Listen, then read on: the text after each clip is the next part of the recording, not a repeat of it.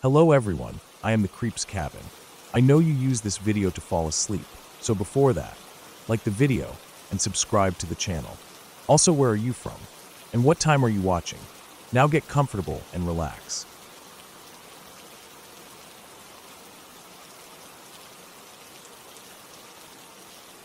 When I was about 12, I spent a lot of time at my cousin's house. He was 9, but we were pretty close, and we'd hang out a lot, especially during summer. His house was in an older neighborhood, one of those places where the houses were starting to fall apart a little. Some of the yards were overgrown, the fences were leaning, and the whole area had a slightly abandoned feel to it. It wasn't exactly a rundown neighborhood, but it had seen better days. It wasn't the kind of place you'd expect kids to be playing in, but we made do. His house was on the edge of the neighborhood, right next to a big, old, abandoned house with a yard that was fenced in. One afternoon, after we'd spent a while goofing around on the trampoline in his backyard, my cousin and I got an idea. We'd always wondered about that old house on the other side of his fence. It had been abandoned for as long as I could remember. The windows were boarded up, the paint was peeling, and the whole place looked like it hadn't been touched in decades. There was a narrow path between his fence and the side of the house, maybe 4 or 5 feet wide, that led to the front of the house. We'd snuck over there a few times before, but this time, we decided to actually go inside. We weren't exactly prepared for it, but we figured it'd be fun. We were barefoot, and it probably wasn't the best idea, but we were kids, and that's how we thought. We climbed the fence, and after a little maneuvering to get past the bushes and the dead leaves, we made our way to the front of the house. The door was modern, a steel door with a heavy lock on it, but when we tried it, it actually opened. We were stunned for a second. We had expected it to be locked. The place looked abandoned, and we figured no one would be around to stop us. So we stepped inside. As soon as we walked in, the smell hit us like a punch to the face. It was this sickly sweet stench, like something had been rotting for years, but it also had this weird, almost metallic undertone to it. We both immediately held our noses, but the smell didn't go away. It clung to the air, and it made my stomach churn. Despite the smell, we pressed on, curious about what we might find. The house was a shotgun style, which meant it was long and narrow with rooms arranged in a straight line. There was no glass on the floor, which was lucky for us since we were barefoot, but the floors were covered in dust. Everything felt frozen in time, like the house hadn't been touched in decades. The first room we stepped into had a few old mountain bikes just leaning against the walls, a strange thing to find in a place like this. We figured maybe someone had been using the house to store stuff, but it didn't make much sense. Why would they leave the bikes behind? The smell only got worse as we walked further in. The bathroom was off the first room, and it had a bunch of little glass bottles lined up on the windowsill, some of them cracked or chipped. They looked old, probably from the 1940s or earlier. It was creepy to think about who might have lived here, who might have used these bottles, but we didn't dwell on it for too long. We were more interested in the rest of the house. The second room, down the hall, had a bunch of old junk in it. It looked like someone had just shoved everything they didn't want in there and forgotten about it. There was a cassette player in the corner with a cassette still in it, the label yellowed with age. The label read Deborah, March 18th, 1993. We didn't think much of it at the time, just a random name and date. But we didn't have the curiosity to go any further with it. We were more focused on getting through the house. The third room was similar to the second, more bikes, more junk, but in the back corner, we found something that made us freeze. There was a tiny closet, and we pried open the door. The cobwebs were thick, and the air in there felt even more stale. When we cleared the webs away, we saw it. A chainsaw, but it wasn't just any chainsaw. It had this reddish-brown residue all over it. It didn't look like rust. It looked fresh. We didn't say anything at first, just stood there, staring at it. Alarm bells went off in my head, but I didn't want to say anything to my cousin. We tried to rationalize it. Maybe it was just old, maybe it was just rust, but we both knew something wasn't right. We quickly decided to leave that room and go to the last one. By now, we were both on edge, but we figured we could handle it. We needed to finish this, see what was in that last room, and then we'd get out. The last room was different from the others. It was empty, except for a set of stairs leading down to a basement. There was a small wooden cross on the floor in the middle of the room. Painted on it were the words Deborah, September 29th, 1963 to March 18th, 1993. I couldn't breathe for a second. My stomach dropped. The date on the cross matched the one on the cassette. It felt wrong. The hairs on the back of my neck stood up. Before we could say anything, we heard a thump from the basement. The sound echoed in the quiet house, and it made my heart race. My cousin and I locked eyes, both of us too scared to speak. Without thinking, we turned and ran. We bolted for the front door, not even looking back. We scrambled over the fence, my feet barely touching the ground, and didn't stop running until we were back in my cousin's room. We dove under the bed and stayed there for what felt like hours. We didn't say anything. We didn't need to. We both knew something was wrong with that house. The next few days were weird. I didn't mention the house to my parents. They didn't ask where I'd been. I was still processing what had happened. But when I went back to my cousin's house a few days later, I found out that he had done some research on the place. Apparently, the house had been built by an elderly couple around the turn of the century. When they died, it was passed down to their son, and then to his son. But after that, it was left abandoned. No one had lived there since the first owners. My cousin told me it had been empty since about 1948. That explained the old bottles in the bathroom and the general decay of the place. We decided to go back. This time, we were better prepared. We wore shoes and we brought flashlights. We even brought pocket knives, just in case. We weren't about to make the same mistakes as last time. We weren't just going to walk in blindly. The path between his fence and the house was still the same, a few feet wide and covered in dry leaves and twigs. We had to watch where we stepped to avoid getting pricked by the sticker plants that were everywhere. As we passed the house, I noticed something I hadn't before. There was a ball of twine near the side of the house, hidden under a pile of leaves. It was brown and looked old, like it had been there for a while. It was heavy in my pocket as I slipped it into my jacket, but I didn't think much of it. We kept moving. We got inside the house quickly, just like before. The smell was still there, thick and suffocating. The bikes, the chainsaw, the glass bottles, everything was exactly as we'd left it. Nothing had changed, not even the cassette player. We made our way straight to the last room, where the cross still sat. But this time, we were more determined to finish this. We went down to the basement. When we got to the bottom of the stairs, we found something that we didn't expect. There was trash scattered around, a few old cans, and some broken glass. But the air was different down there. It felt thick, like something was waiting. We both stood there for a moment, knives in hand, but nothing happened. There was no thumping, no noise. We left the basement, but when we tried to go out, something stopped us. Behind the house, we found a set of storm doors we hadn't noticed before. The paint was chipped, the doors were old, and they were nailed shut. We decided to open them, thinking there might be something important hidden underneath. It took a while, but we managed to get them open. What we found was a small cellar with a narrow passage. It smelled like death. The floor was stained, and it was dark. We couldn't see much, but we knew something was wrong. As we stood there, we decided to play the cassette. We hoped it would give us some answers.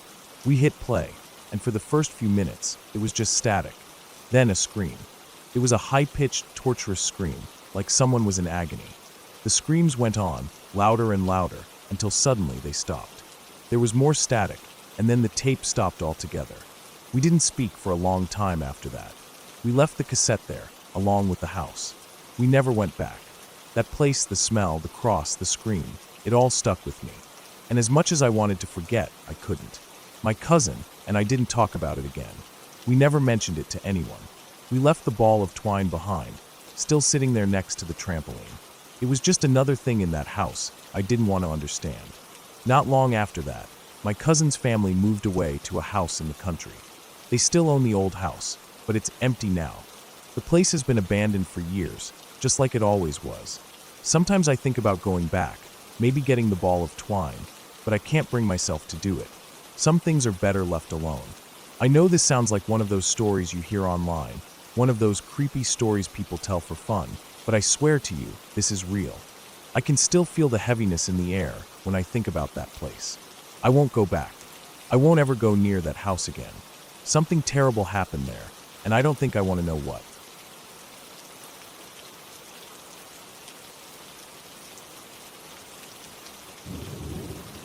It was the summer I turned 11, and our whole class went on a trip to a summer camp in the woods. I don't remember the name of the camp, but I remember the way it felt and the strange things that happened while we were there. When we first arrived, There was an uneasy feeling in the air. The kind of vibe you can't put into words, but you can feel deep in your gut. The counselors seemed off too. They weren't the cheerful, enthusiastic people you'd expect at a summer camp. They looked worn out, like they'd been there too long, maybe longer than they were supposed to. The kids, too, started acting strange right away. There were some who were crying within minutes of being dropped off by their parents. Others just kept to themselves, and there was a general unease that hung over everything like a cloud. At first, I didn't think much of it. I figured it was just the stress of being away from home for the first time, but then the weirdness started to spread. Kids would wander off into the woods during free time, and the counselors would have to track them down.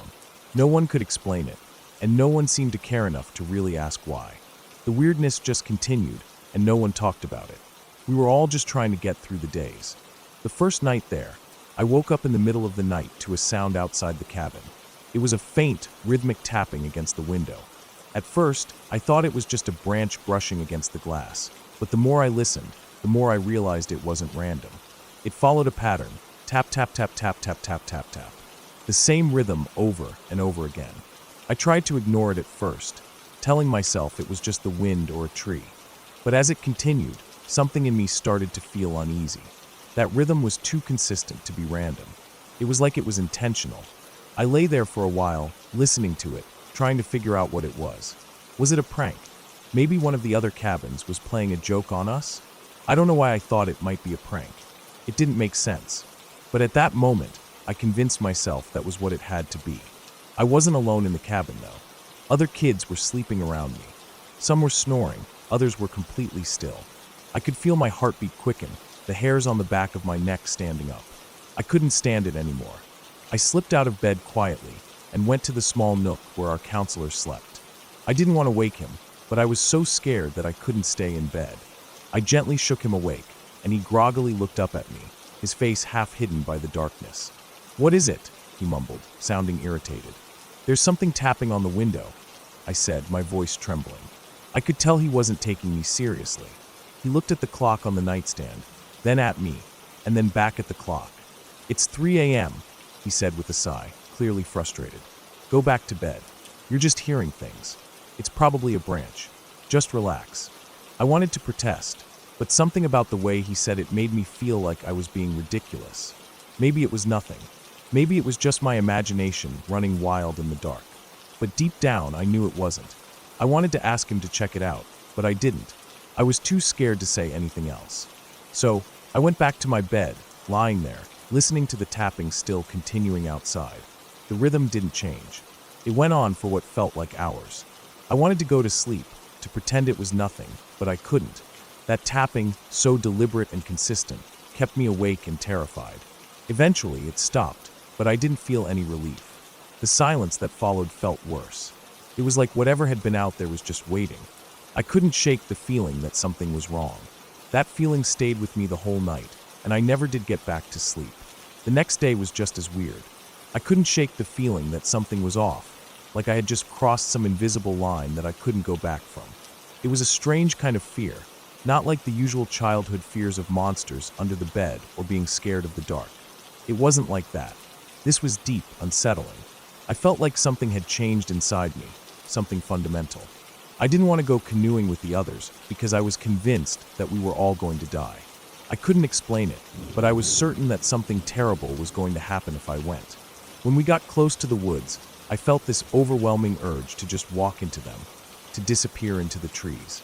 It was like something was pulling me, urging me to go deeper. It terrified me. I avoided the woods as much as I could after that.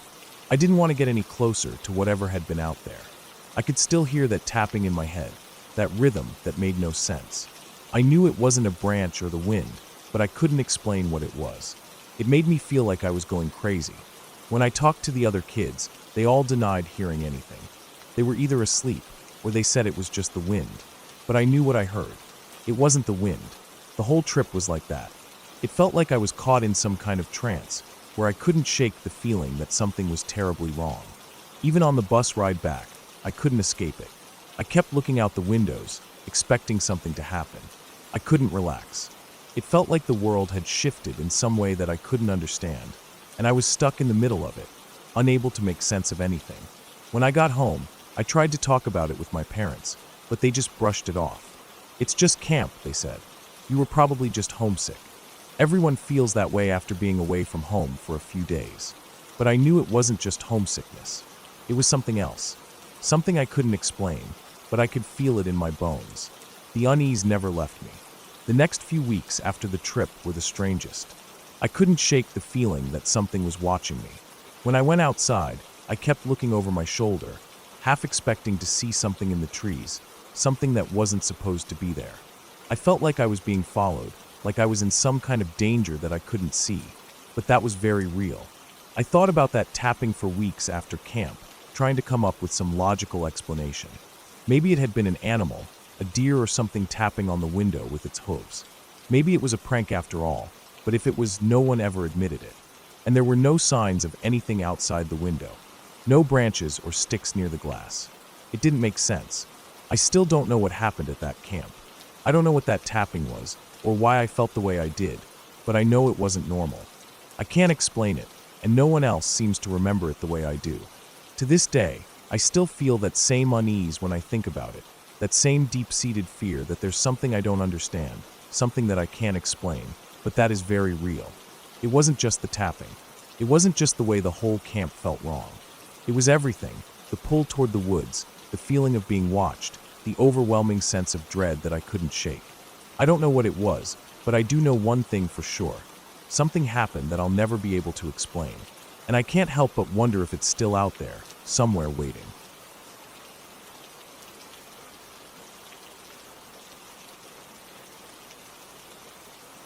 The house we lived in for 7 years was one of those places where strange things happened. It wasn't like the stories you hear about haunted houses with doors slamming, things flying off shelves, or any of that cliché stuff. It wasn't dramatic or loud, but there was a persistent unease that you couldn't ignore. It was more of a quiet feeling, something just slightly off, like a shadow you couldn't shake, even if you couldn't quite point to what was causing it. I've told stories before about some of the weird stuff that happened there, like the time I saw a silhouette of a deer against my brother's window, and then it suddenly shifted into the outline of a man, moving in a way that didn't make sense, as though it had its own agenda. Some people suggested it was something like a skinwalker or a wendigo, though I always thought it might have been something a little stranger, a trick of the light, or something playful like Pan having a laugh at my expense. But that wasn't the only strange thing that happened. One of the more unsettling things in that house had nothing to do with strange figures, though. It was a feeling. My mom and I both felt it, especially at night when we would walk outside, often to take a breath of fresh air or get something from the car. There was something about the front yard at night, something that made you feel like you weren't supposed to be out there, like someone or something was watching. It wasn't that it was necessarily aggressive, but there was definitely a sense of being unwelcome. On this particular night, I remember the clock striking midnight when I decided to go out and get some snacks. I'd been thinking about hitting up the 24/7 grocery store down the road for a while, but I didn't want to drive all the way there and back without doing something productive. So, I grabbed my keys and stepped out of the front door, intent on a quick trip to grab something for the late-night cravings. As soon as I stepped out, something caught my eye. It wasn't even a full movement at first, but more of a flicker, something just beyond my peripheral vision. Without thinking much of it, I turned to look, and what I saw made my heart skip a beat. It was hard to describe at first. The thing I was looking at didn't fit any normal category of creature or person. It was tall, so tall, I couldn't really estimate how high up it reached, but it was as if it stretched upward into the dark night sky. I remember thinking that it almost looked like a human shape, but it was distorted. There was no real definition to it. It was as if it was draped in a sheet. No, more like it was smothered by one. The fabric wasn't white anymore. It had turned an off-white, almost grayish in color, and streaked with mud. The sheet itself seemed worn out, torn in places, and thickened with dirt the farther down it went. It didn't have a solid shape or structure, but it was there, hanging in the air outside my brother's window. What I noticed right away, and what made my skin crawl, was that it wasn't standing or resting. It was floating, hovering. There were no visible feet, no obvious legs, nothing that anchored it to the ground. The thing just hung there. My gaze moved up toward the figure's head, but there was nothing there. No face, no eyes, just an absence. But I could tell that whatever it was looking directly at my brother's window. It wasn't moving, but it felt like it was studying something in the room. I froze. My feet felt like they were cemented to the ground, and I couldn't bring myself to turn away. The thing was still, but somehow I knew it was aware of me. It felt like a weight pressing against my chest, like it was pushing me back into the doorframe. The air around me thickened, like every single breath became a chore. My head was swimming, trying to process what I was seeing, but the more I stared at it, the more it felt like my thoughts were starting to get tangled up. And then, without warning, it turned. The movement was so sudden, so unnerving, that I gasped. It wasn't a smooth shift like a person turning their head. It was more like the whole thing rotated in place, slowly, as if it had no bones, no joints. The thing was staring at me now, and it was as though its focus locked onto mine, and I felt something primal that made my body go completely still. It wasn't just a glance. It was like its attention had weight to it, like it was actively keeping me in place, as if I wasn't allowed to move. It felt like I was being scrutinized from all sides, every part of me pinned by its unseen gaze. The pressure was suffocating, and I couldn't breathe properly, couldn't think properly. The strangest thing was, despite how terrifying it was, it didn't feel hostile, at least not in the way you'd expect. There was no aggression or malice, just this strange, unnatural stillness. It wasn't right, but it wasn't immediately dangerous. I could feel it watching me like an insect pinned beneath glass, helpless but unable to escape. It was like the thing knew something about me I didn't understand, and I couldn't tear my eyes away from it. And just as quickly as it had shifted its gaze, it turned back toward the window. The pressure lifted almost instantly, like the air itself was able to move again. The weight that had been crushing my chest evaporated, and for a moment, I could breathe freely. Still, I didn't move. My mind screamed at me to run, but I couldn't force myself to take a step. Then, as suddenly as it had appeared, the figure vanished. No sound, no movement, just gone. Like it had never been there. My legs wobbled beneath me, and I nearly stumbled backward into the door. I didn't know what to do. I stood there, my heart racing, trying to make sense of it, and that's when I heard it. The fluttering sound of wings beating against the night air, soft but rapid. I turned my head to the tree above the yard, and there it was, one of the neighborhood owls, perched on a branch, staring at me with its wide amber eyes. The owl tilted its head as if acknowledging my presence, and in that moment, it almost felt like the owl had come to my defense, like it was watching over me in some way. I know it sounds ridiculous, but there was a part of me that felt comforted by the owl's presence. It was familiar, something I could trust. It was as though it was saying, "You're safe now." The feeling of unease hadn't left completely, but it had lessened. I watched the owl for a moment longer, my mind still trying to process what I'd just witnessed. The thing that had been outside my brother's window was gone, but the image of it hung in my mind, sharp and clear, as if it had burned itself into my memory. The owl didn't move, just stared down at me from its perch, as though keeping a watchful eye on the house. I stood there for a few moments more, uncertain about what I had just experienced. It didn't make any sense. There was no logical explanation for what I had seen. I wasn't tired, I wasn't hallucinating. Everything had felt too real to be anything but genuine, but I still couldn't understand it. After a while, I made the decision to just forget about it, at least for the night. I didn't feel like going to the store anymore. I went inside, locked the door behind me, and tried to shake off the feeling that had followed me in from the yard. I don't think I ever told my brother about it. Maybe I should have. He might have laughed at me or brushed it off, but part of me never really wanted to revisit that moment. I didn't want to disturb the calm that had settled over the house again, even if it felt fragile. Instead, I made myself some popcorn, sat down, and watched a movie to try and distract myself. But as I sat there, I couldn't stop glancing toward the window, half expecting the thing to reappear. I never did see it again. Not outside my brother's window, not anywhere else around the house. But that feeling, the weight of being watched, never fully went away. It lingered in the corners of my mind, just out of reach, like a memory I couldn't quite place. Maybe it was just a trick of the mind, or maybe it was something else entirely. But I couldn't shake the feeling that whatever it was, it hadn't been entirely benign, and I wasn't sure if I ever wanted to know what it truly was. I never spoke about it to my mom either, not in detail. She would have probably understood, but I think we both knew it was something better left unsaid. Some things, once seen, are better left unexplained, buried in the shadows. And maybe that's what this thing, whatever it was, wanted, just to be left alone in the dark, where it couldn't hurt anyone. But I always wondered,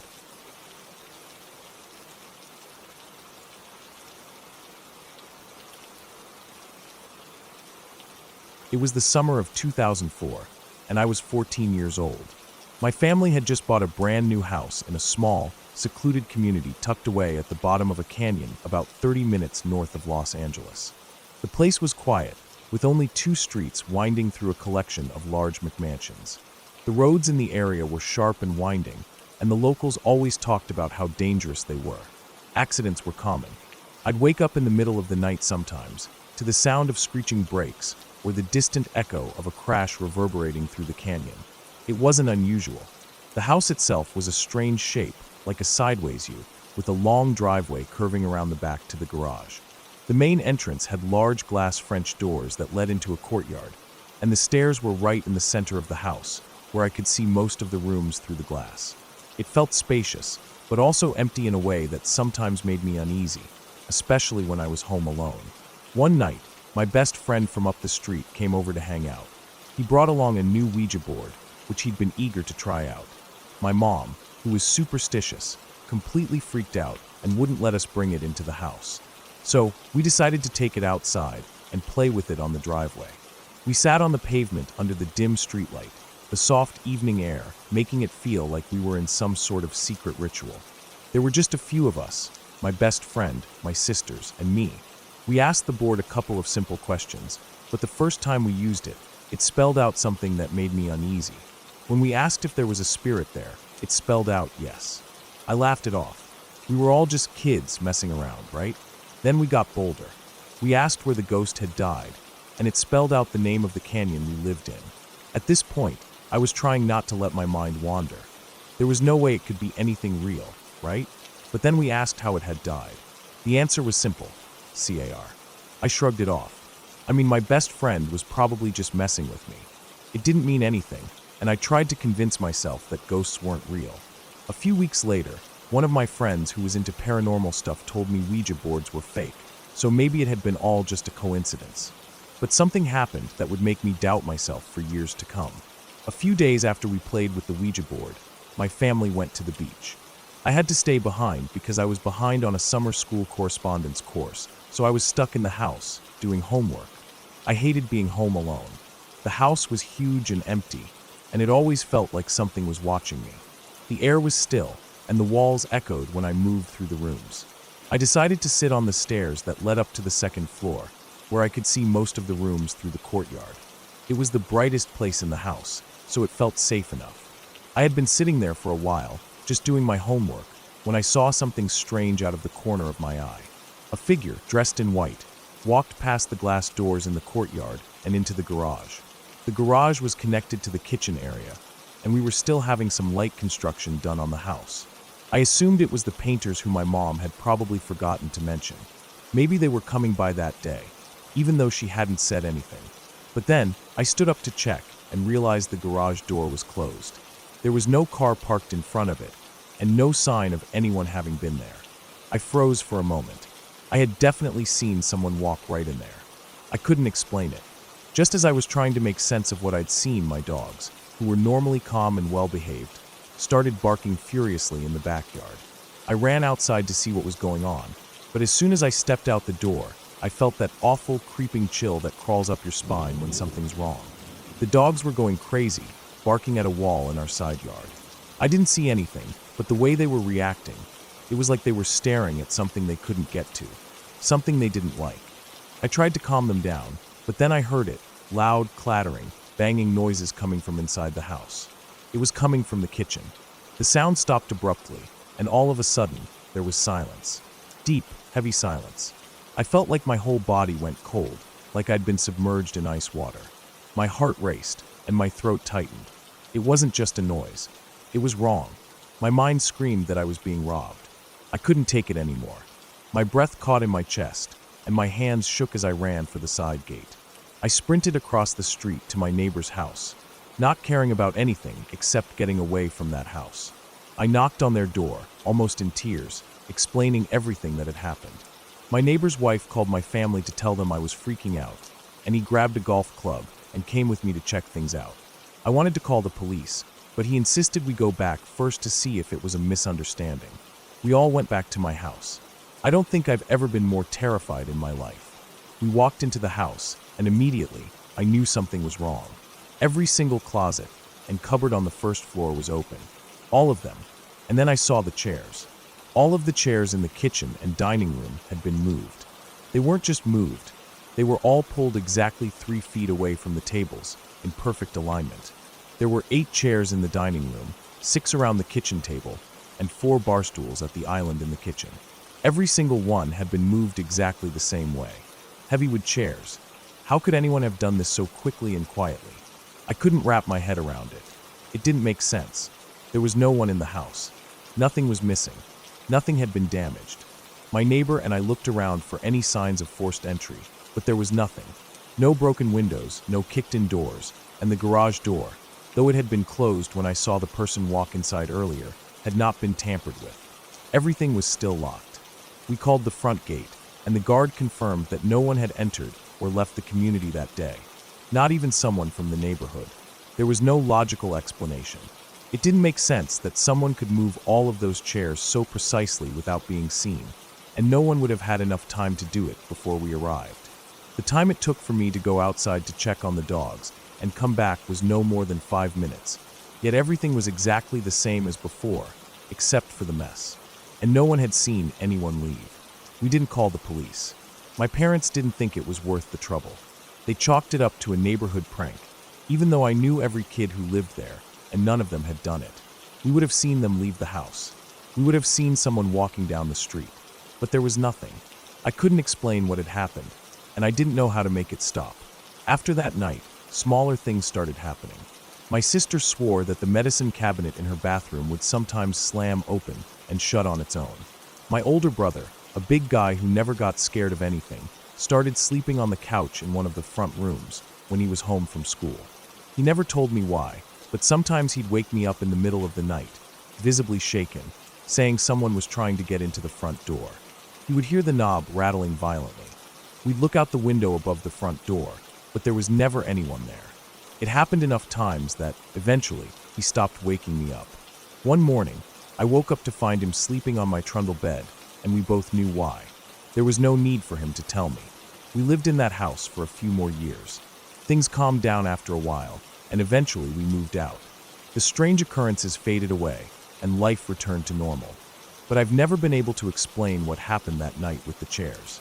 Sometimes when I think back to it, I get that cold, uneasy feeling in the pit of my stomach. I know something happened, but I'll never know what. And that uncertainty, that not knowing, has stayed with me.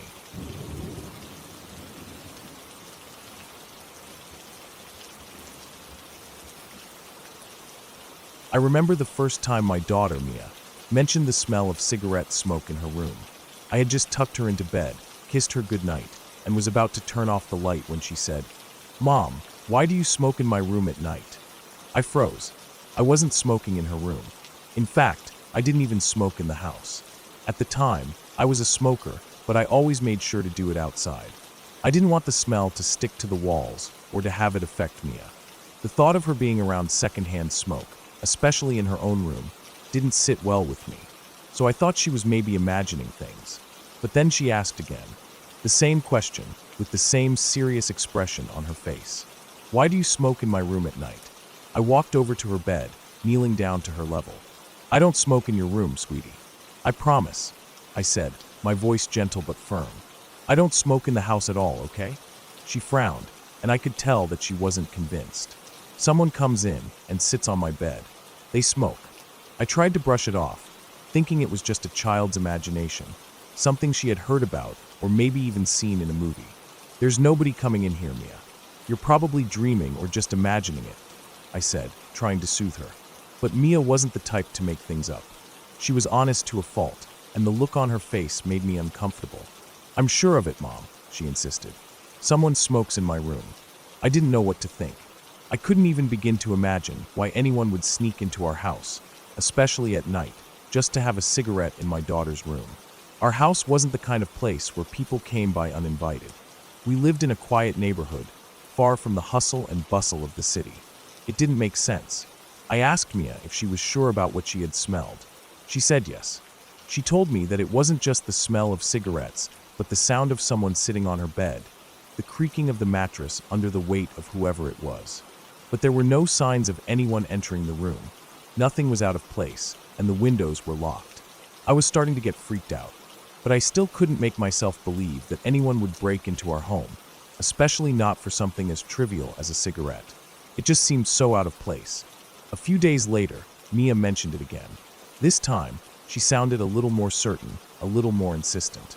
She told me that the smoking happened every night, right after I'd tucked her in. She was starting to sound so serious that I couldn't help but feel uneasy. But still, I chalked it up to her imagination, or maybe she was just misunderstanding something. Things took a weird turn when I picked Mia up from school one afternoon. Her teacher, Mrs. Harper, pulled me aside. "Can I ask you a quick question?" she said, her voice kind but concerned. "Mia mentioned something in class today, and I wanted to check with you."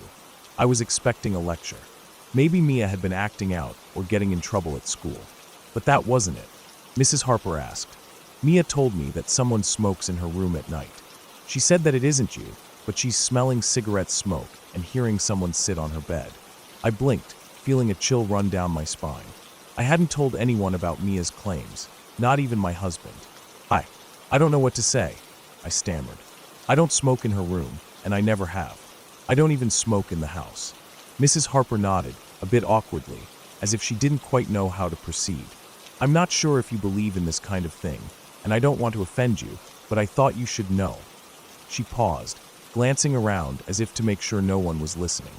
"But my mother-in-law used to live in that house before you.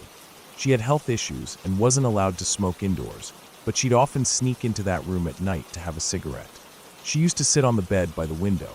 I know it sounds strange, but Mia's description sounds like what my mother-in-law used to do." The words hit me like a ton of bricks. My daughter's room was the same room where Mrs. Harper's mother-in-law used to smoke late at night. The same room. It made no sense, yet here I was, hearing something that gave me chills. My mind was racing. Could there be some truth to what Mia was saying? Was someone really smoking in her room? And if so, why?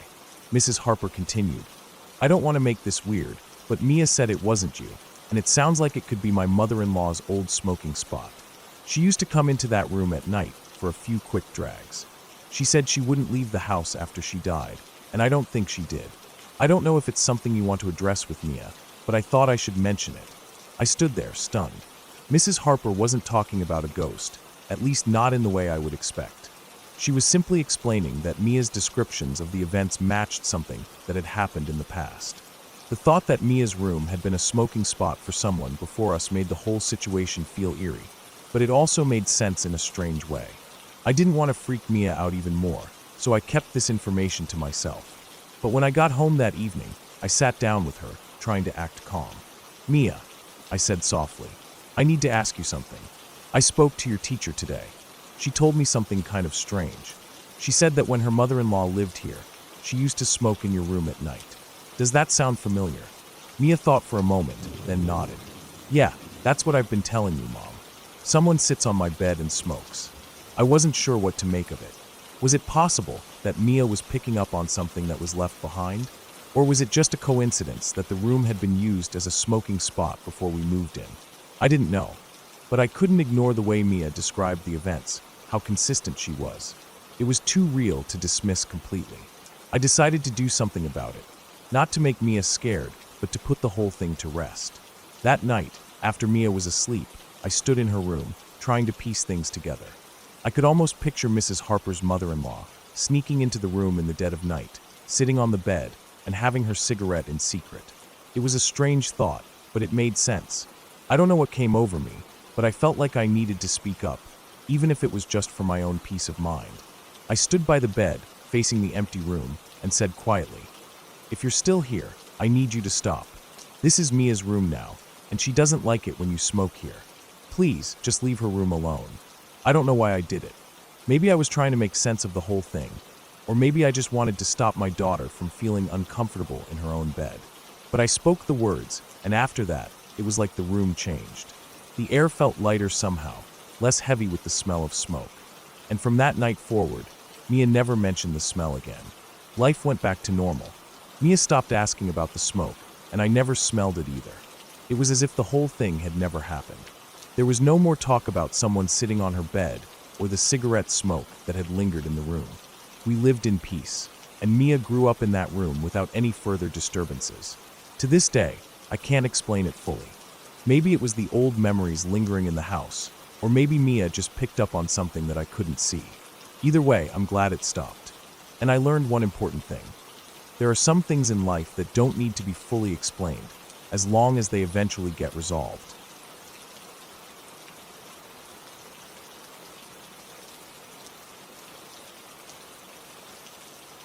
I'd never thought about fostering a cat. I had one older cat, who had been with me for years, but she was always a bit standoffish. I didn't mind. She was sweet in her own way, but she never quite lived up to the idea of the perfect companion. I'd seen her as more of a roommate, and that was fine with me. But then one evening, something changed. I was scrolling through adoption pages, and there she was, a snowshoe Blue Point Siamese. Her large round eyes stared back at me through the screen, and I knew right then and there I was going to meet her. Her name was Penelope, but I quickly shortened it to Pep. She was perfect. So cute. Her fur was a creamy white with those dark blue points on her ears, face, and tail, and her little paws were almost as white as snow. She was tiny at first, skinny and frail, but there was something about her. Maybe it was her eyes that made you feel like she was constantly figuring something out in her head, or maybe it was her tiny, round face, which looked perpetually curious and kind. She seemed so delicate, so gentle. She was everything I'd wanted in a cat. The first few days, she was nervous. She'd hide in corners, peeking at me from behind furniture. But when she came out, it was like she was trying to impress me, always eager to sit in my lap or nudge me for attention. She learned quickly. A few days in, she knew where her food bowl was, and she'd even learned to ask for treats. But her favorite trick was the high five. I'd never taught her that. She just started doing it on her own, lifting her little paw and waiting for me to give her a treat. At first, it was just random, but after a while, she was doing it every time she wanted something. High five, treat, then repeat. It was so cute, and I couldn't say no to her, not with that adorable face. But my older cat, Bella, didn't take kindly to the new addition. Bella had always been the queen of the house, and Pep was a challenge to that. She'd hiss, swipe at Pep whenever she tried to come near her, and she'd hide out in the bedroom when I was spending time with Pep. It wasn't that Bella was mean. It was more that she was used to being alone, and Pep's presence was a lot for her to handle. I tried to make things work. I wanted so badly for Bella and Pep to get along, but it became too much. I could see Bella was getting stressed out, and I couldn't stand seeing her unhappy. It was tearing me up inside, but I knew I had to make a decision. I couldn't take Pep back to the shelter, but I had a friend, Lisa, who had been looking for a cat. She was more than willing to take Pep in, so I made the hardest decision of my life. I gave her away. I wasn't ready to say goodbye to her, but I knew it was for the best. Lisa kept me updated, sending pictures and texts about how Pep was doing. She was thriving in her new home, eating well, gaining weight, and becoming more comfortable every day. I still visited occasionally, and every time I did, Pep seemed happier, more relaxed. I loved her, and I couldn't bear the thought of never seeing her again. It hurt, but at least I knew she was in good hands. Then one day, Lisa sent me a text. It was short, but it made my heart skip a beat. "I'm just gonna pretend you didn't know about this." Attached was a picture. For little kittens, no older than a few weeks, all curled up together. There were two gray girls, a black boy and a blue tuxedo boy. And the tuxedo boy, he looked exactly like Pep. Only a different color, but the same markings, the same face. My heart swelled. I had to keep him. I couldn't explain it, but there was something about him. Something that pulled me in. I texted Lisa immediately. "I have to have him." And so, Pepin, named after Pep of course, came into my life at 7 weeks old. At first, I was nervous. My older cat, Bella, wasn't getting along with Pep, and I had no idea how she'd react to a kitten. But I couldn't say no. I brought him home, and just like that, he became a part of my family. He was a carbon copy of Pep. I mean it, he did everything she did. The moment I brought him home, he went right for the same toy Pep used to play with. The same one she'd always bat around with her little paws. The one that would make her bounce around like a kitten, even though she was grown. Pepin did that too, and I couldn't help but laugh. He slept in the same awkward positions that Pep had, one paw hanging off the edge of the bed or perched on top of the cat tree, looking like he was driving a convertible. It was uncanny. Every little movement he made reminded me of Pep. He walked like her, had the same sounds, the same meows. He was so similar that sometimes I wondered if it was Pep, somehow, back in a new form. But I tried to push that thought out of my mind. It was ridiculous. Cats weren't reincarnated, no matter how much it felt that way. I never missed a beat with Pepin. I knew exactly how he'd react to things, just as I'd known how Pep would. I never had to guess. If Pep had ever been in a situation, I could predict exactly what she would have done. And with Pepin, it was the same. I didn't have to teach him to do tricks. He learned quickly: sit, stand, fetch, roll over. But the high five, he never did it. Not once. I tried. I showed him the treat, and I lifted my hand, hoping he would give me a high five just like his mother used to do. But no matter how hard I tried, he wouldn't. He knew all the other tricks, but that one, he never did it. Then one day, tragedy struck. Pep had been living with Lisa for a few months when she snuck out a window. I don't know how she managed it, but one day she was gone. Lisa found her on the road, hit by a car. It was the kind of thing you never think will happen, but when it does, it crushes you. Devastated doesn't even come close. Pep had been my heart, my little companion, and now she was gone. The next morning, Pepin jumped up onto my bed as usual. He sat there, staring at me with those big, round eyes. Then slowly, deliberately, just like Pep had always done, he lifted his paw and gave me a high five. I froze. It was exactly like Pep had done, right down to the deliberate way she would pause and wait until she had my attention. Pepin had never done it before. He'd never seen her do it. I hadn't taught him. How was this possible? I couldn't breathe for a second, trying to process what had just happened. Was this some kind of strange coincidence? Maybe it was. Maybe Pepin had picked up on the high five somehow, and I just hadn't realized it. But it didn't feel like that. It felt like something else. It felt like Pep had somehow found a way to let me know she was still there, that she was okay, that she was watching over me. Pepin never did the high five again. No matter how much I tried to encourage him, he wouldn't do it. He'd do all his other tricks, but never the high five. I'm not religious, and I don't believe in ghosts or spirits, but there's something about what happened that I can't explain. How did Pepin know?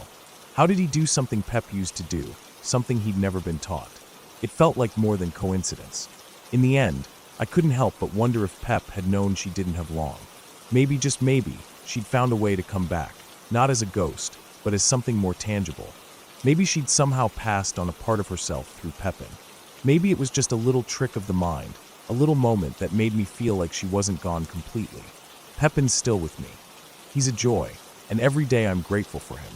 But whenever I see him doing something that reminds me of Pep, like how he still curls up in the same way, or how he gives me that certain look, I can't help but wonder. Maybe somehow she's still here.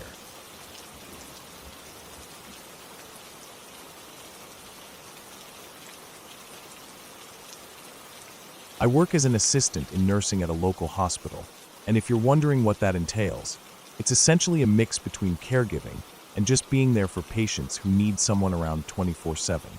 Sometimes it's for medical reasons, but often it's because people get a little too confused or aggressive after a procedure, or sometimes after anesthesia.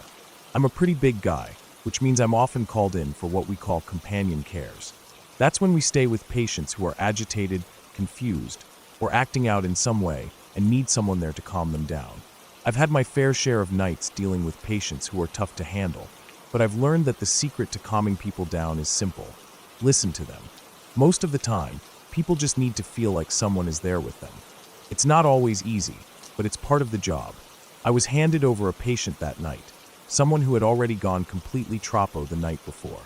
He'd been under anesthesia for a minor procedure, but it had an unintended effect on him, leaving him agitated and seeing things that weren't there. Apparently, the night before, he had been shouting about things crawling on the ceiling, throwing things around, and getting extremely worked up. By the time I came on shift, the staff was hoping I could calm him down, so they handed him off to me. I don't think I was ever really scared of dealing with patients like him. Sure, I know people might get weird or aggressive after anesthesia, but I can usually handle it. I've been doing this long enough to know how to talk to people in these situations. I think it comes down to trust. If you can make someone feel safe and heard, you'd be surprised at how quickly their aggression or anxiety fades. And I knew this guy's problem wasn't aggression, but the hallucinations from the anesthesia. He needed someone who could reassure him and remind him what was real. He was sitting in a chair when I first came in. He looked disoriented, his eyes darting around the room. As soon as he saw me, He seemed to snap out of whatever trance he was in. He didn't seem too aggressive, just confused. He was muttering under his breath, his hands twitching as though he was trying to swat something away. "Hey there, how are you feeling?" I asked, trying to keep my voice calm and steady. He looked at me for a moment, his expression changing like he was trying to make sense of my face. Then he suddenly jumped up, pointing towards the far corner of the room. "They're in there," he said, his voice shaky. "There's something in the corner. I saw it. I saw it crawl up the wall. Right there."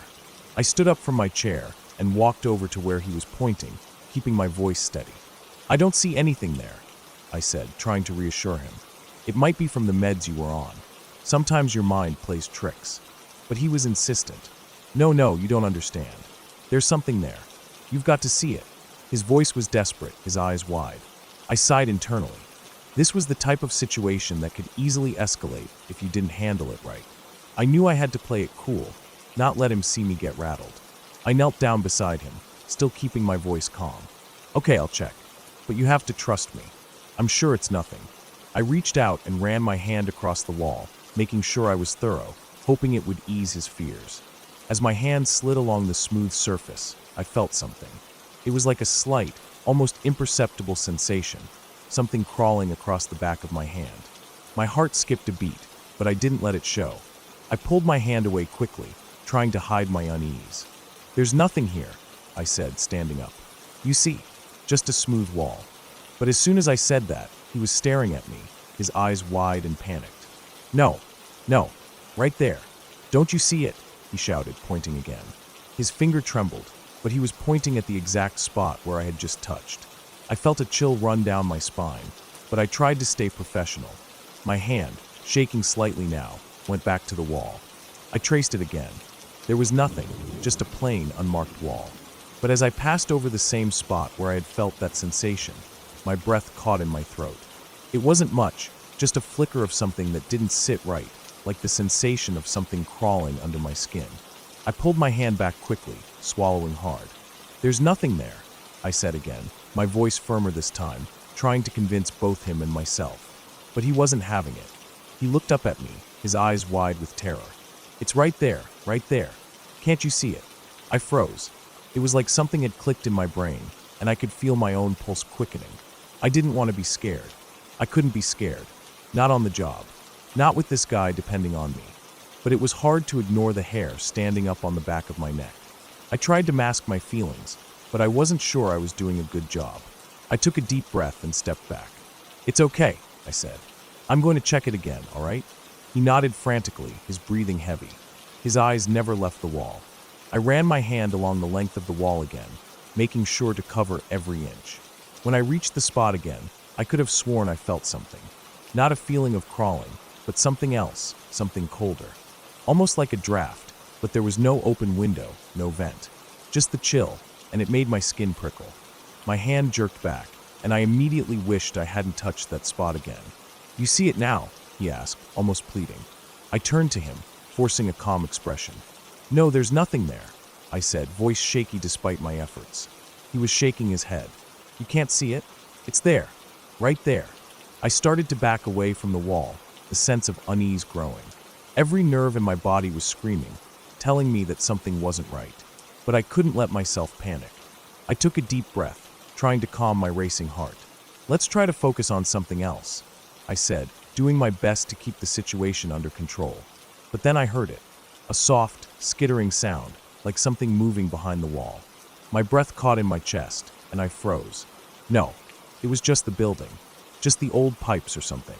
I forced myself to breathe and look back at the patient. His eyes were wide, filled with genuine fear.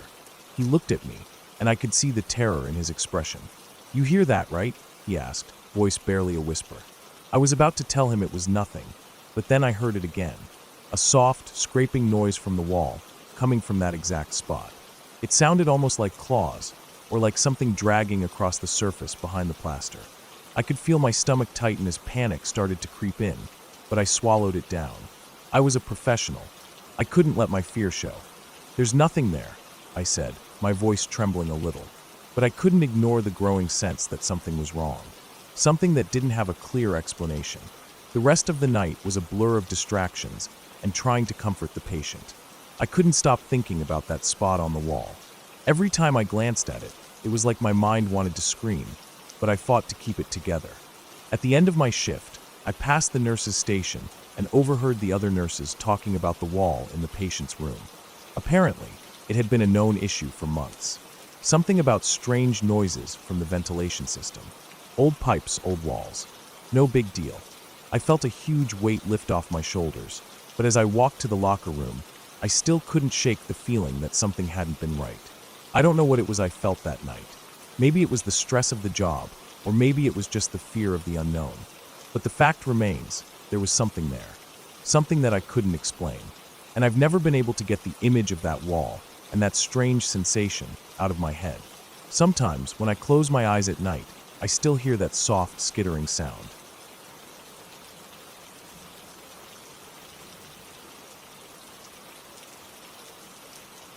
Freshman year at university was supposed to be full of excitement, new experiences, and making lifelong memories.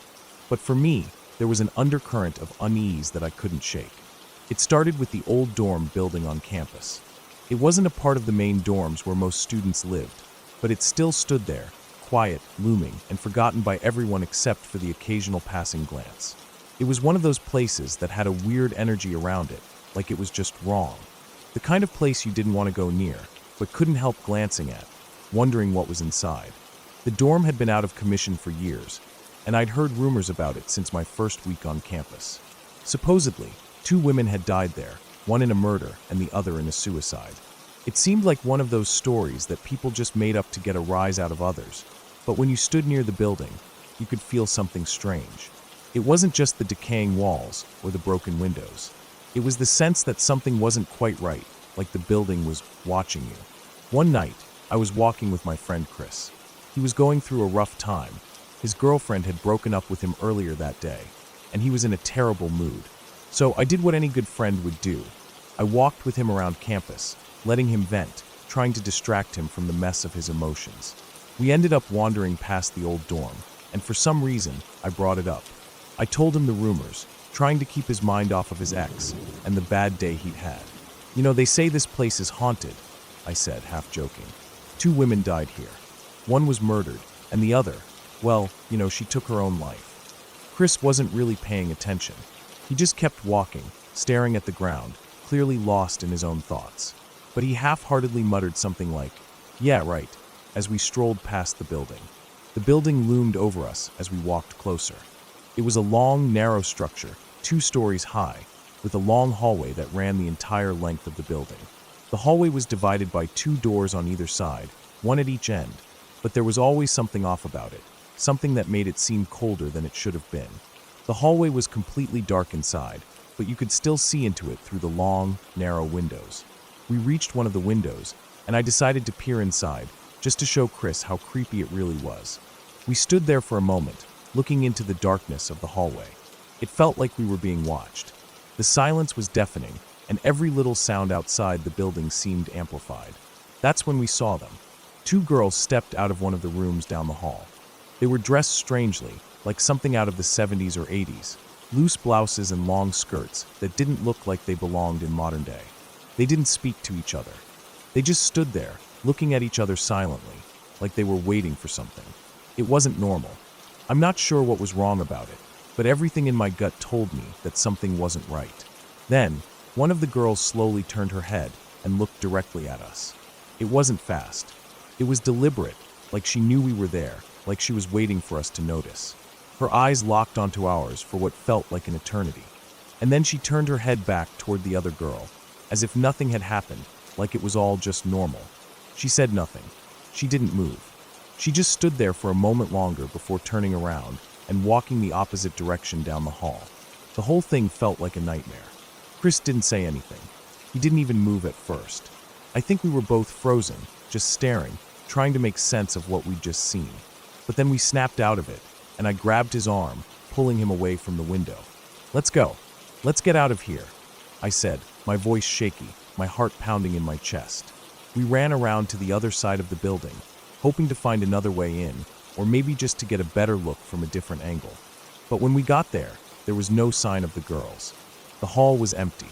We looked at each other, both confused and scared. We didn't know what to make of it. Still, the nagging feeling in my stomach wasn't going away. Something about it felt wrong. So, we went back to the original door, the one we'd been standing by earlier, and tried to peek in again. That's when it happened. There they were again. The same two girls. The same outfits. The same stillness. They were standing in the exact same spot, staring at each other in silence. My blood ran cold. The first time could have been a trick of the light, or maybe we'd imagined it. But this time, there was no denying it. They were there, again, doing the exact same thing. I don't know how long we stood there, just watching them.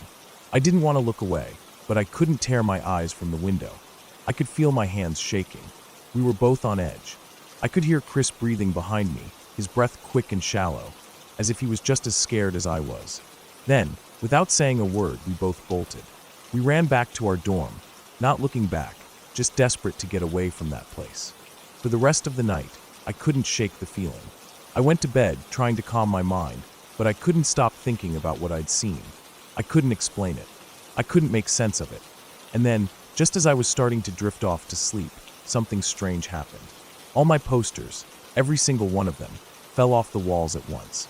It wasn't a gradual thing, like they were just slipping down. No, they all fell simultaneously, crashing to the floor with a loud bang. I sat up in bed, my heart racing, staring at the mess. My room was still, dead quiet, but I couldn't shake the sense that something wasn't right. The next day, I told my friend Jake about what had happened. He didn't seem to think much of it at first, but when I told him about the two girls, the weird things we'd seen, and the creepy feeling in the dorm, he started to look interested. "You should go back," he said, his eyes lighting up with curiosity. "You never know what's really going on there." I wasn't so sure about it. I wanted to forget the whole thing, just move on. But Jake wasn't going to let it go. After a couple of days of pestering me, I finally agreed. So one night we went back. We snuck across campus and made our way to the old dorm. It was late, and the campus was mostly empty, the quiet broken only by our footsteps. We found an open window on the first floor, the same one where the girl had hung herself, as I would later find out. It seemed like fate, so we climbed in. Inside, it was just as eerie as I remembered. The air was thick, stale, like it hadn't been disturbed in years. We crept down the hall, trying to be as quiet as possible, though everything seemed to echo in the silence. The floorboards creaked beneath our feet, each step feeling like it was announcing our presence to whatever, or whoever, was still inside. We wandered through the building, getting more and more uncomfortable with each passing room. Things started to happen, small things at first. Faucets started turning on by themselves, their steady drip echoing through the empty halls. We'd walk through one room, and when we came back, a chair would be moved, shifted just slightly from where it had been. One room was particularly unsettling. It was a small office with an old desk. The desk had been turned upside down and was shoved under the stairs, as if someone had been in a hurry to leave. There was nothing else in the room but dust and old papers scattered on the floor. It felt wrong, like the whole place had been abandoned in a hurry. By the time we made it back toward the window to leave, the noise had gotten worse. Faucets all around the building had turned on, the water rushing out with a force that seemed unnatural. The sound was growing louder and louder, like the water was rising, like something was getting closer. Just as we put our hands on the window to climb out, the door slammed shut behind us. We froze. The loud crash of the door seemed to echo in the empty hall. We both scrambled, desperately trying to pull the door open, but it wouldn't budge. The panic set in. I don't know what it was, but something was in the building with us. Something wasn't right. Finally, we managed to rip the door open. We didn't think twice. We just dove out the window and ran.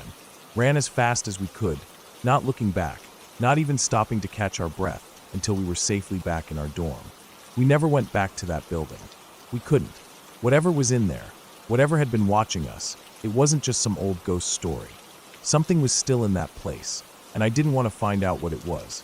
I didn't tell anyone else what happened. It was too hard to explain. It was just one of those things that didn't make sense. We never spoke about it again. But every time I pass by that old dorm, I can't help but feel that same unease, that same sense that something is watching me. Something that never really left.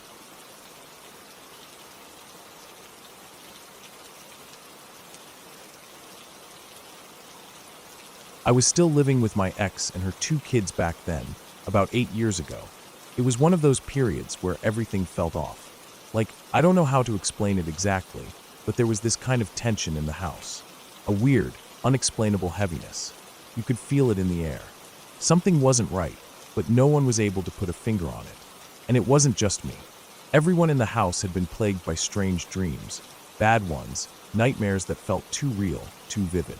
It started with her daughter, who was about 10 at the time. She came to the dinner table one night and started talking about how she couldn't sleep. How every time she closed her eyes, she'd get trapped in some nightmare. I thought it was just the usual kid stuff, bad dreams, the things kids imagine. But then her son, who was about 8, said the same thing. He told us he had been having nightmares too. These were no ordinary bad dreams. They were intense, like they weren't just nightmares. They felt like warnings or messages. And then my ex, who was always so calm, chimed in. She'd been having the same kind of dreams. In fact, for the past couple of weeks, it had been happening to all of us, one after another. We were sitting around the dinner table, just having a quiet meal, when it all started. Everyone took turns talking about the dreams. It wasn't a casual conversation. It felt like we were trying to figure out what was going on, trying to make sense of it. I didn't want to admit it at the time, but even I had been having strange dreams. I usually sleep pretty deeply, but I couldn't escape this weird feeling of unease during my sleep. And when I did sleep, it was like I was fighting something, or at least that's what the dreams were. They weren't like the usual nightmares you can brush off the next morning. These felt real, almost like they were calling me out, forcing me into some kind of battle. I've always been a lucid dreamer. For as long as I can remember, I've been able to realize I'm dreaming while I'm in the middle of a dream. It's like a little switch flips, and suddenly, I'm fully aware that none of this is real. Most people would panic or get freaked out, but for me, it was like being given control of the situation. Most of the time, I just went with it. I'd fly around, run through walls, or just do whatever I felt like. There was something liberating about it, knowing I could make the dream world bend to my will. But these recent dreams, they weren't like the usual ones. They were dark, unsettling, and felt dangerous. One night, a few days after that dinner conversation, I had one of the worst dreams yet. It was different from all the others. I found myself in a place I couldn't recognize, a dark, oppressive landscape. Everything was shadowed, and I could feel the presence of something monstrous. At first, it was just a vague sense of something being wrong, but then I saw it. The demon. It was like something out of an ancient myth. Its skin was a dark shade of red, with sharp, jagged features. Its eyes were burning with this unnatural light, and its presence felt suffocating. It was like it was waiting for me. We started fighting. I don't know how or why, but I knew I had to. It wasn't a fun, action-packed movie fight. It was brutal and raw, like we were in a battle for something far bigger than I could understand. I tried everything I could think of, punching, dodging, trying to use whatever was around me as a weapon. But nothing was working. It wasn't like the usual lucid dreams where I could just wake up or make it go away. This thing wasn't going anywhere, and the longer we fought, the more real it felt. I started getting desperate. It was like the dream was shifting, turning into something worse. It felt like the demon was feeding off my fear, and the more I fought it, the stronger it became. Then, something in me clicked. In the middle of the chaos, I realized something. I was dreaming. I wasn't in any real danger. I had control over this. That's when I did something I'd never done before. I started reciting an incantation. I didn't know where the words came from, but I started saying them out loud in the dream, like I had been taught this somewhere deep in my subconscious.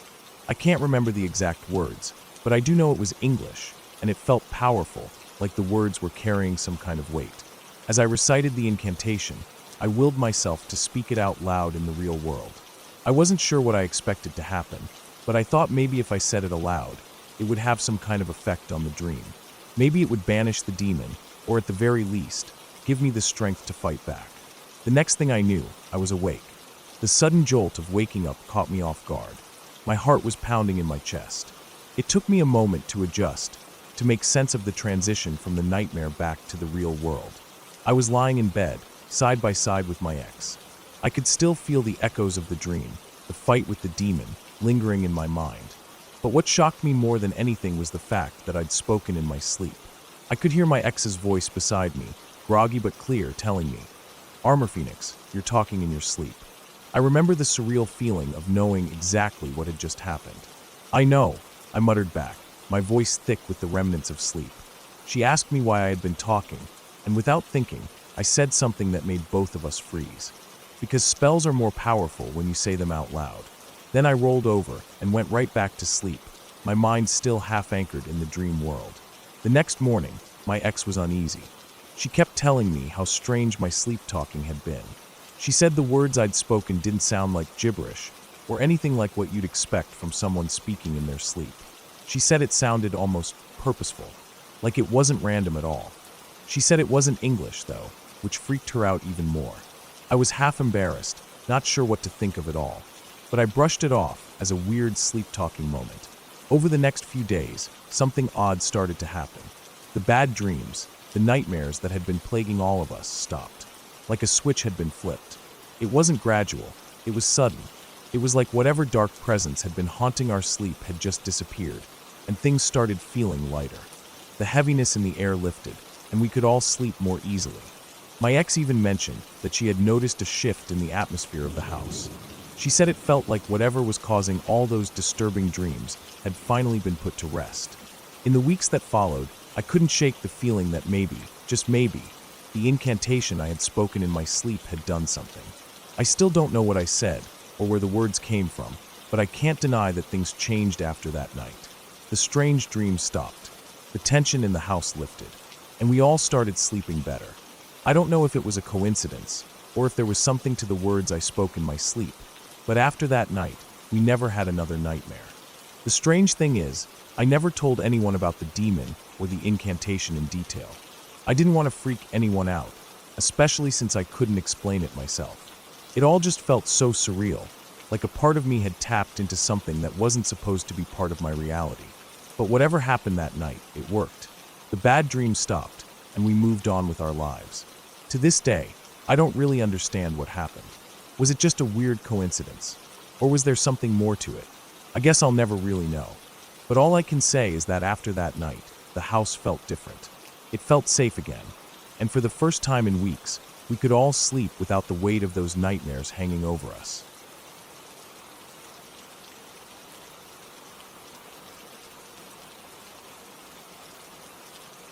I was 17 when I started helping out more around my great-grand's house. Her name's Constance, and she's a real character. At the time, she had just turned 100 years old. She's been in that house for over 60 years, and at this point, she spends all her time lying in bed.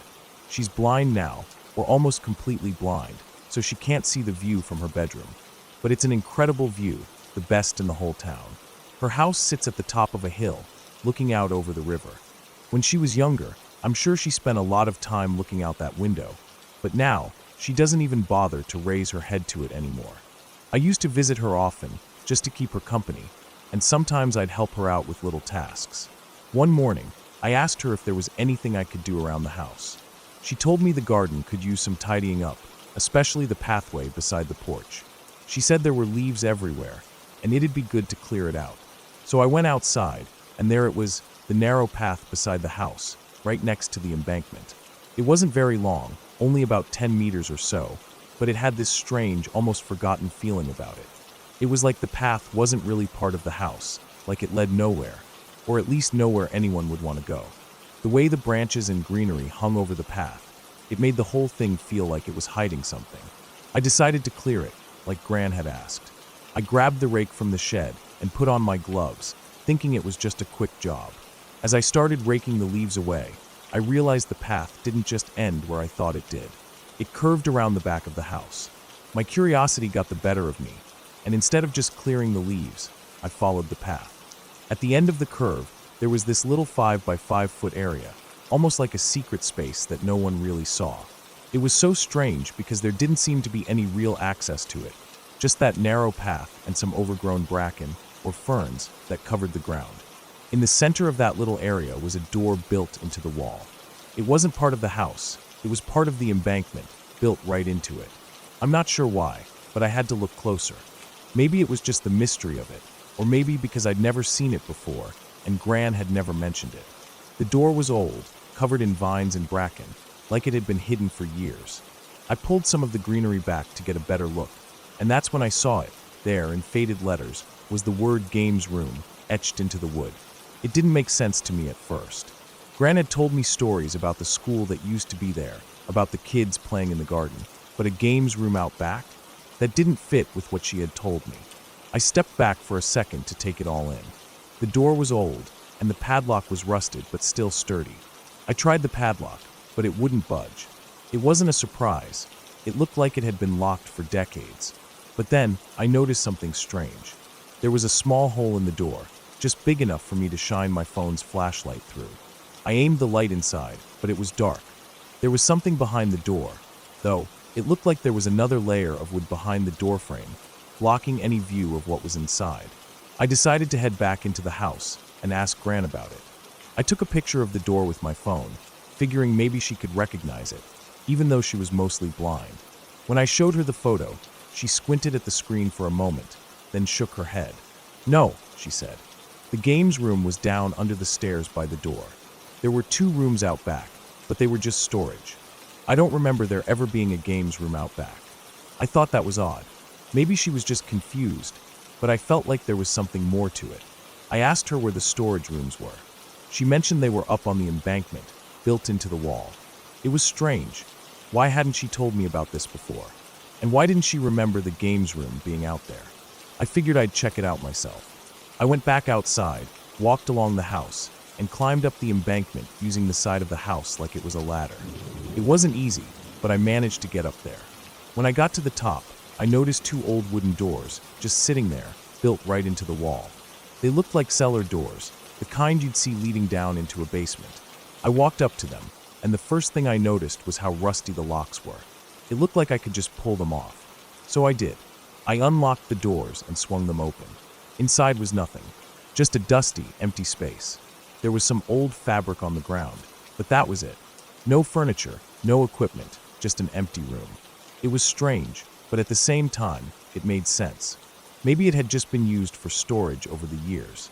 But why had Gran and her daughter never mentioned it? It didn't sit right with me. Later that day, I asked my grandparents about the rooms. I didn't expect my Gran's daughter, my great-aunt, to know anything more than my Gran did. She didn't. Even though she'd grown up in the house, she had no recollection of these rooms or the games room out back.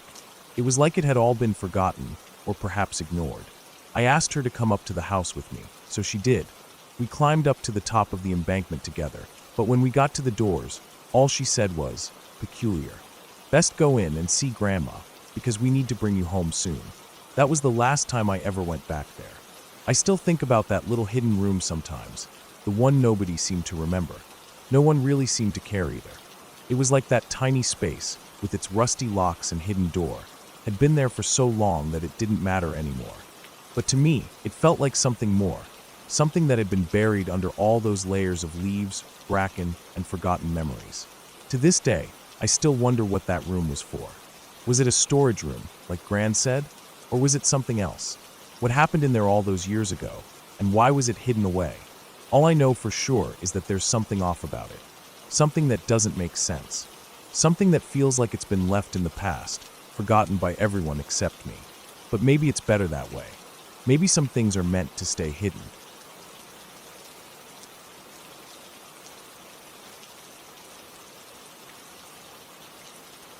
I had been living in Florida for a few months now. It wasn't much different from where I'd been before, except the heat was relentless, and the humidity could be oppressive at times. The house I was staying in belonged to a guy named Jason. He had lived here with his family when he was a kid, but after they moved to California, he came back to live with his college friend Carl. I had known Jason for a while, and after some time, another friend of mine, Mike, and I decided to move in with them. The house wasn't anything fancy, but it had that kind of lived-in feel, and there was a familiarity to it that made me feel comfortable, at first. Before I officially moved in, I flew to Florida to visit Jason and Carl for a week, just to get a sense of what the place was like. Honestly, I didn't think much of the odd things that happened while I was there. There were a few things that caught my attention, but I chalked them up to being tired from the flight, or just not fully adjusted to the environment. I'd catch glimpses of things, figures moving in the corner of my vision, small items out of place, things I could explain away. Maybe the house was old, and things just shifted around a bit. I was ready to ignore it all as nothing more than my imagination. But then I moved in. It was only a few days into my stay when I began to really notice the weirdness. I had set up an air mattress in the room that was assigned to me, something to sleep on until I could find something more permanent. I filled it up with a small battery-powered pump, screwing on the cap tightly once it was done. We all went out to grab some food, and when we returned, the mattress was completely deflated. The cap was off. There was no mistaking it. Someone, or something, had deliberately taken the air out. It wasn't just a slow deflation. It was as though it had been sucked out all at once. I had to roll the mattress back up to get it in the box. And anyone who has ever packed an air mattress knows how much effort it takes to get the air out in a way that it'll fit back in its original box. This was nothing like that. I brushed it off at first, assuming maybe I had missed something while setting it up. But things didn't stop there. I began to notice more subtle things. My keys weren't where I had left them. My wallet was shifted on the counter, and my phone was sometimes moved slightly off-center from where I placed it. Little things, but they kept happening. It started to bother me. That wasn't the only thing, though. I also began seeing something. A shadow, child-sized, darting across the corner of my vision, never fully there, always just out of reach. It was never something I could look directly at, but I would see it in the reflections in the window or in the mirrors. There was one particular spot in the hallway where I'd notice it more than anywhere else, and every time I walked by, I'd feel a chill in the air. The most unnerving thing of all, though, was the knocking. It started off softly, almost like a little tap on the door. I first noticed it when I was in the bathroom, sitting down. At first, I thought it was someone outside, maybe knocking on the door, but it was too soft, too deliberate. And then it kept happening. It wasn't like a knock you'd hear if someone was trying to get your attention. It was just this faint tapping, low to the ground, as though someone was knocking on the bottom of the door near the floor. It didn't make sense, but every time it happened, I felt this unease that made my stomach twist. I could never bring myself to open the door immediately. Not because I didn't want to be polite, but because the feeling I got when the knocking occurred made me hesitate. The knocking always happened when I was alone. The strange thing was, I could never tell if it was just my imagination, or if there really was someone out there. Eventually, I worked up the courage to bring it up to Jason and Carl. I mentioned the knocking and the shadow figure I kept seeing out of the corner of my eye. Jason's face went pale, and Carl shifted uncomfortably. There was a long, awkward silence before Jason spoke. He told me that I wasn't the only one who had experienced things like that. He and his brother had noticed similar occurrences when they lived in the house as kids. Jason specifically mentioned hearing disembodied giggling in the room I was staying in. It was something they had both heard, and they had always chalked it up to the house being old and creaky. They hadn't really thought much of it back then, but now that I was mentioning things, they were starting to piece it together. The more Jason talked, the more I realized that I wasn't just imagining things. He said that when he and his brother were kids, they would hear strange noises, things that didn't make sense. He told me that there were nights when the giggling would start, and no one would be in the room. At first, they thought it was just their imagination, or maybe some of their friends messing around. But eventually, it started to get worse. The sounds would come at night when the house was quiet, and Jason and his brother would be awake, but they would hear the giggling anyway. The weird part, it always seemed to come from the direction of the room I was staying in. I didn't know what to make of it. I tried to convince myself it was just the house settling, or maybe some creaky floorboards causing strange noises. But deep down, I felt like there was something more to it. Something I couldn't put my finger on. Then, it started getting worse. One night, I was sitting in the living room with Carl and Mike. We were all just watching TV, trying to wind down after a long day. That was when I heard it again, the soft knocking on the bathroom door. At first, I tried to ignore it, but it kept going tap, tap, tap. It wasn't a coincidence. The others must have heard it too, because we all fell silent. I looked at Jason, who gave me a troubled glance. He didn't need to say anything. He already knew what I was thinking. "Is this what you guys were talking about?" I asked quietly. Jason nodded, his face pale, his lips pressed tightly together. He didn't look scared, exactly, but there was a weight in his eyes that told me everything. This wasn't the first time he had dealt with it. He had grown up with it, and now it was back. That night, we stayed up late talking about the house. Jason revealed more about his childhood experiences, how his parents used to talk about the house being old and full of character. But it was more than that. It was almost as if something in the house had been watching them, and now it was watching me too. The next few days were quiet, but I kept noticing little things. the shadows at the edge of my vision, the knocks, the things out of place. I couldn't shake the feeling that something was in the house with us. I felt like I wasn't alone anymore. It was always just out of sight, always something I couldn't catch in the act. Then one evening it happened. We were all sitting in the living room again. Jason and Carl were talking about school. Mike was playing with his phone, and I was zoning out. It wasn't until I felt something cold on the back of my neck that I snapped out of my thoughts. I turned quickly, but there was nothing there. My heart was pounding, but I tried to convince myself it was just the air conditioning kicking on or something. But then I heard it, the giggling. It started soft at first, just a faint chuckle, like something you might hear on a children's TV show. But as it continued, the sound grew darker, the laughter turning more sinister. It echoed from the hallway, coming from the very room I was staying in. My blood ran cold. I stood up, my hands shaking, and looked at Jason and Carl. They were frozen, staring at the hallway. Carl was the first to speak. "We need to get out of here," he said, his voice low and urgent. Jason didn't argue. Without saying another word, we all grabbed our things and left the house, stepping out into the night air. For the first time since I had moved in, I felt like I could breathe. We didn't go back that night. Jason and Carl talked about how they had tried to ignore it all these years, but deep down, they knew something was wrong with that house. Whatever it was, it had never left. I didn't stay long after that. I couldn't. I ended up finding a new place to live, one that didn't have strange knocks or unsettling shadows lurking just out of sight. Jason and Carl eventually moved out too, and they went their separate ways. But every now and then, I'll think back to that house and wonder, what was it? Was it just old? Or was there something else? Something that had always been there, hiding in the dark corners of that place. I don't know for sure, but I do know one thing. I'll never forget the feeling of being watched, of knowing that something was there just waiting.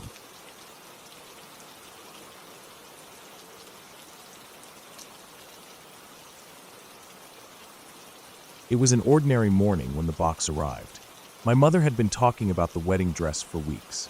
My father's cousin was getting married, and my mother, being skilled with a needle and thread, was going to do some alterations on the dress. The bridal shop had sent it in the mail, and the box came directly to our house. It wasn't particularly big, but it looked oddly bulky for something as delicate as a wedding dress. My mother was the first one to notice, standing by the front door as the delivery guy handed her the box. The cardboard was scuffed, a little torn on one side, and the corners were bent as if it had been tossed around a bit during the shipping process. The tape holding it together was barely hanging on in places, but the address was still clearly visible. I stood beside her, watching her eyes narrow as she turned the box around in her hands. Her words were clipped, a little annoyed. "They better not have damaged the dress," she muttered. I remember feeling uneasy at the sight of the box too, like it wasn't right, but I couldn't explain why. I was just a kid, but I knew enough to sense something wasn't quite as it should be. My mother didn't pay much attention to my unease, brushing it off, saying the dress would be fine. After she inspected it, she brought it inside. She set it down on the kitchen table and began to open it, carefully cutting through the tape, just in case something had been damaged inside. As she peeled the flaps back, I caught a glimpse of the dress inside, wrapped in a protective plastic covering. But it wasn't the wedding dress I focused on. It was the box itself, the way it seemed to sag in places, almost like it had been packed poorly. My mother quickly dismissed any further concerns and went about her business. She said she'd get to work on the alterations as soon as she could. Days passed, and life went on as normal. I remember spending the afternoon at my great-aunt's house, a small, cozy place with faded wallpaper and soft, overstuffed furniture. I had always liked visiting her. There was something about the way she spoke, her voice smooth and warm, like honey. She was easy to talk to, and I often felt at ease in her presence. This day, I sat with her at the kitchen table, sipping a glass of iced tea, talking about the wedding. She seemed particularly interested in the dress and the condition of the box that it had been shipped in. I don't remember exactly what she said, but I remember the conversation felt natural. As we chatted, I mentioned that my mother had thought the box had been in bad shape when it arrived at our house. I recall telling her how scuffed the corners had been, how the tape was barely holding it together, and how it didn't seem like the dress had been packed properly. When I said that, my great-aunt's expression changed for a split second. She looked at me, her brow furrowing slightly, like she was trying to remember something. It was brief, just a fleeting moment, but I noticed it. Then she smiled and nodded. "That's cool," she said, her voice going a little softer as she quickly changed the subject. I didn't think much of it at the time. The conversation drifted to other things, and we spent the rest of the afternoon talking about family, the wedding plans, and how excited everyone was. But then, later that night, everything changed. My parents sat me down in the living room. They looked concerned, and I could tell something was off. They told me my great-aunt had called them, saying something about the wedding dress and the box. It wasn't anything strange or alarming, but it didn't make sense. My parents were confused because they said I had told my aunt that the box had arrived at our house, and that was impossible. My mother told me I must have been mistaken. She said the box had never been here, that she had never seen it, and that the conversation I had with my aunt had never happened. I remember feeling a cold shiver run down my spine. It wasn't like my mother to tell me something so flat out wrong. I started to protest, my voice shaking as I explained everything in detail, the conversation, the light hitting the box, how it looked when it arrived. I ran through every part of the conversation, trying to convince her that this had actually happened. But she just shook her head. She was firm. She told me I was confused, that none of it was real. I became frustrated, tears welling up in my eyes as I begged her to believe me. I couldn't understand it. I knew what I had seen, what I had talked about with my great-aunt. It felt so real. I had seen the box with my own eyes, standing in our kitchen as the light from the window filtered through the fabric and onto the carpet. I could still picture it in my mind, the texture of the cardboard, the way it felt when my fingers brushed the edges, how the air had smelled as I looked at it. But my mother and father didn't remember it, and neither did my great-aunt. As the days passed, the memory of the conversation kept gnawing at me. I couldn't shake it. Every time I thought about the box, about what I had seen, I felt a strange disconnection. It was like I was the only one left holding on to this memory, this piece of reality that no one else could see. I began to question my own mind. Was I losing my grip on what was real? Had I imagined the entire thing? One evening, I sat in my room, trying to sort through the confusion. I pulled out a piece of paper and wrote down everything I remembered. The box, the condition it had been in, my great-aunt's reaction, the conversation we'd had. As I wrote it all down, I could feel a knot tightening in my chest. The more I wrote, the more I realized how strongly I believed it had happened. I wasn't crazy. I wasn't making things up. But the doubt remained, and it felt suffocating. It wasn't just the box anymore. It was the realization that no one else remembered it, that no one else could validate my experience. I wanted to scream, to yell at my parents, to demand that they listen to me, to believe me. But the words never came. I just sat there, staring at the paper in front of me, the confusion swirling in my head. The days turned into weeks, and the memory faded into the background, pushed down by the everyday rush of life. The wedding came and went, and my mother finished the alterations on the dress. But the thought of that box, the conversation with my great-aunt, and the way everyone seemed to forget it all stayed with me. It was a feeling of isolation, of being disconnected from everything I knew. One day, I decided to visit my great-aunt again. This time, I wasn't going to let the conversation drop. I was going to get to the bottom of it. When I walked into her kitchen, she greeted me with a warm smile, but something in her eyes seemed different. She seemed distant, almost like she was holding something back. I sat down at the table, trying to act casual, but I couldn't stop myself. "I remember what we talked about," I said, my voice steady but quiet. "About the box. I know it came to our house. I remember it. You remember it too, don't you?" My great-aunt's face tightened, her expression faltering for a brief moment. She looked at me, then looked away, her hands trembling slightly as she set a cup down on the table. For the first time, I saw the truth in her eyes, something she hadn't told me before. She took a deep breath before speaking. "I remember the conversation," she said softly, "but I don't remember the box." Her voice was quiet, almost apologetic, as if she knew what I was feeling. And in that moment, I realized that she had never truly forgotten. She had always known deep down that something was off. We didn't talk about it again after that, but I finally understood. Not everything needed an answer, and not every memory could be shared. Some things simply happened, and others, well, they just slipped away, like the light from the window that night, quietly fading into the darkness. But I will always remember the box, the way it looked, and the way it felt in my hands.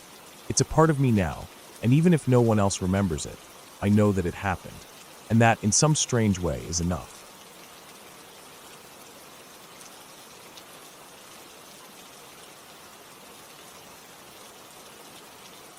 That morning started like any other, or at least that's what I thought. It was early in my sophomore year, and my girlfriend had spent the night in my dorm room for the first time. It was kind of a big deal for both of us. I just turned the corner from being this awkward freshman to someone who, at least for the first time in my life, felt like he had his life together. She'd lost her virginity to me the night before, and we both woke up to the awkwardness of what felt like a strange new dynamic.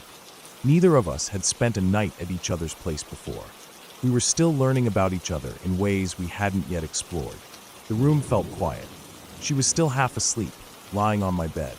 The sunlight creeping through the window barely touched her face. She was peaceful, oblivious to everything except the warmth of the sheets around her. I didn't want to disturb her, so I quietly got up, grabbed a towel, and made my way into the bathroom for a shower.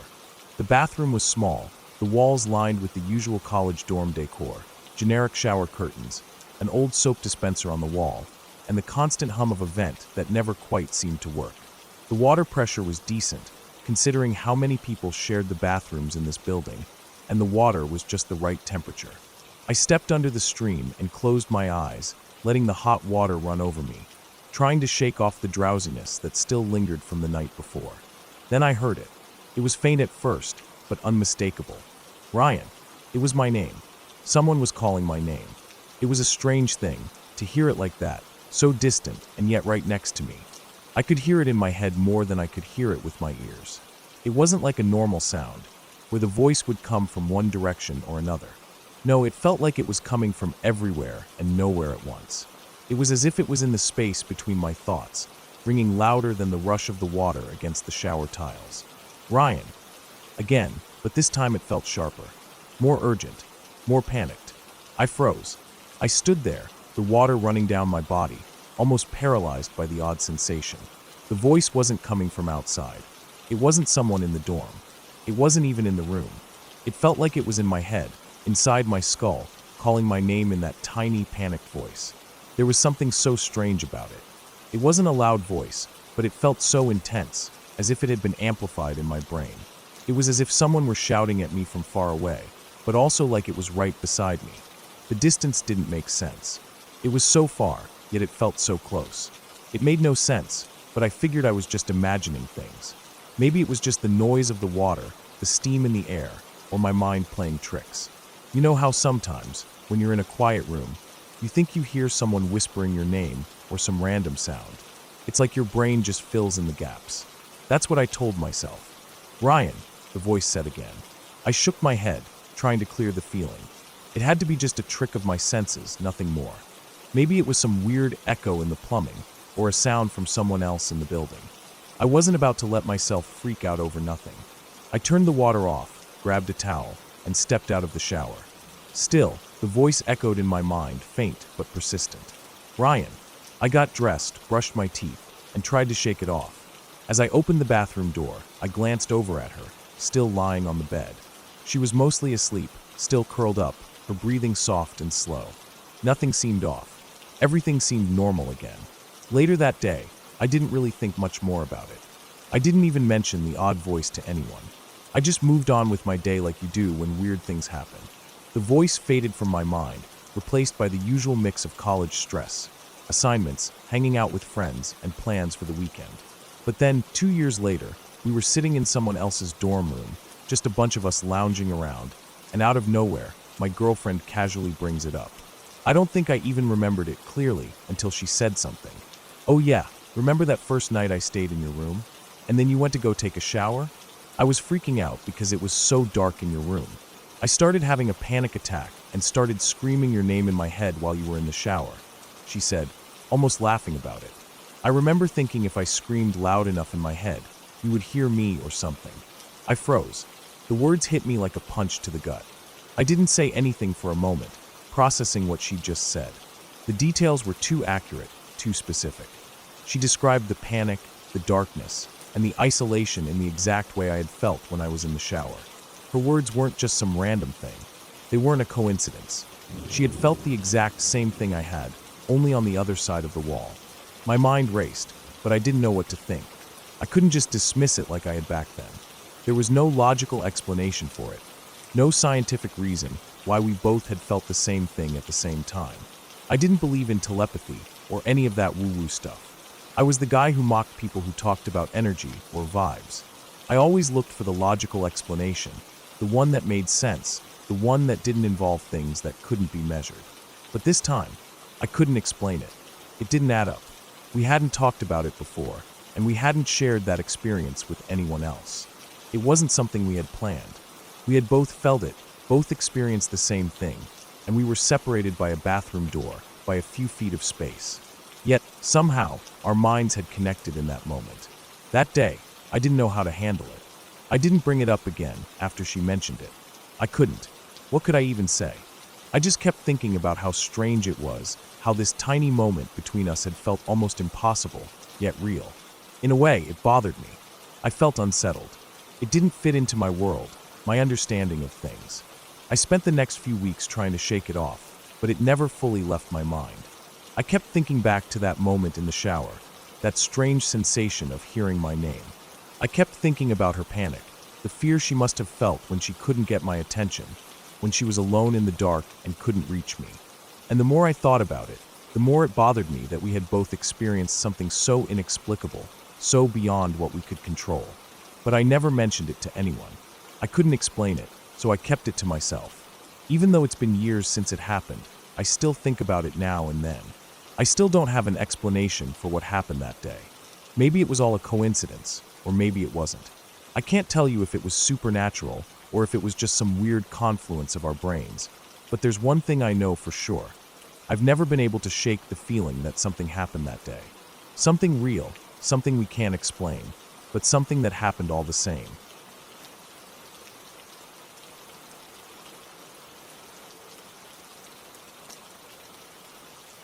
It was the summer before my final year of college, and I had decided to spend a week visiting my parents. They lived in a quiet suburban neighborhood, nestled on a cul-de-sac just far enough from the hustle and bustle of the city to feel isolated, but not so far that you felt cut off from the world.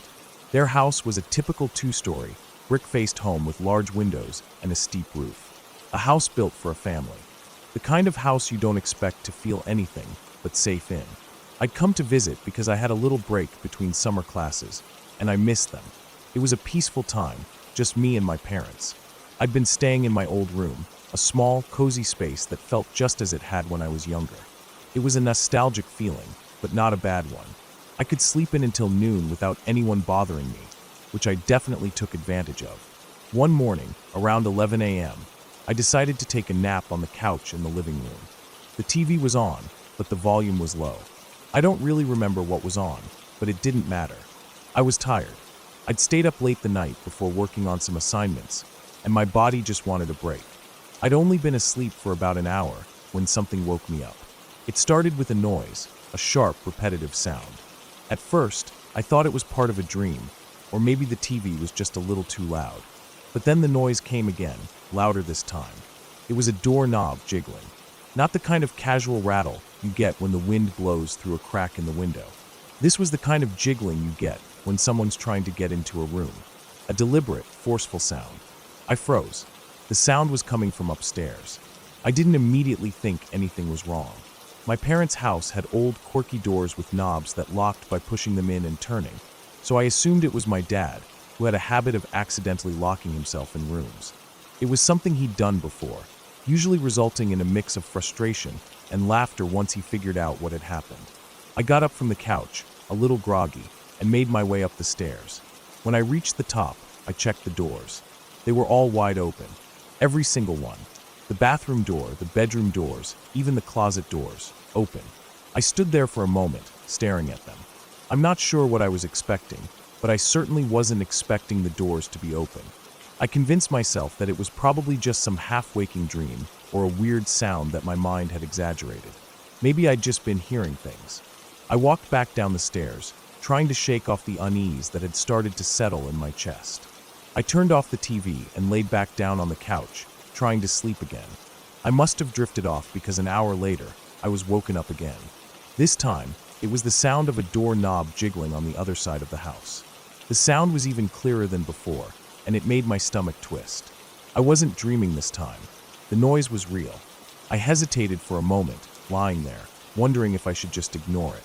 But I couldn't. I got up once more, my heart thudding in my chest. I went up the stairs, and when I checked all the doors again, they were still wide open. No one was home. I couldn't even hear a faint sound of anyone moving around. The house was eerily still. By now, I was starting to get a little freaked out. I had grown up in this house, and nothing ever happened here. But the more I thought about it, the more the oddities added up. I picked up my phone and called my parents at work. They ran an auto repair shop, so they were always busy.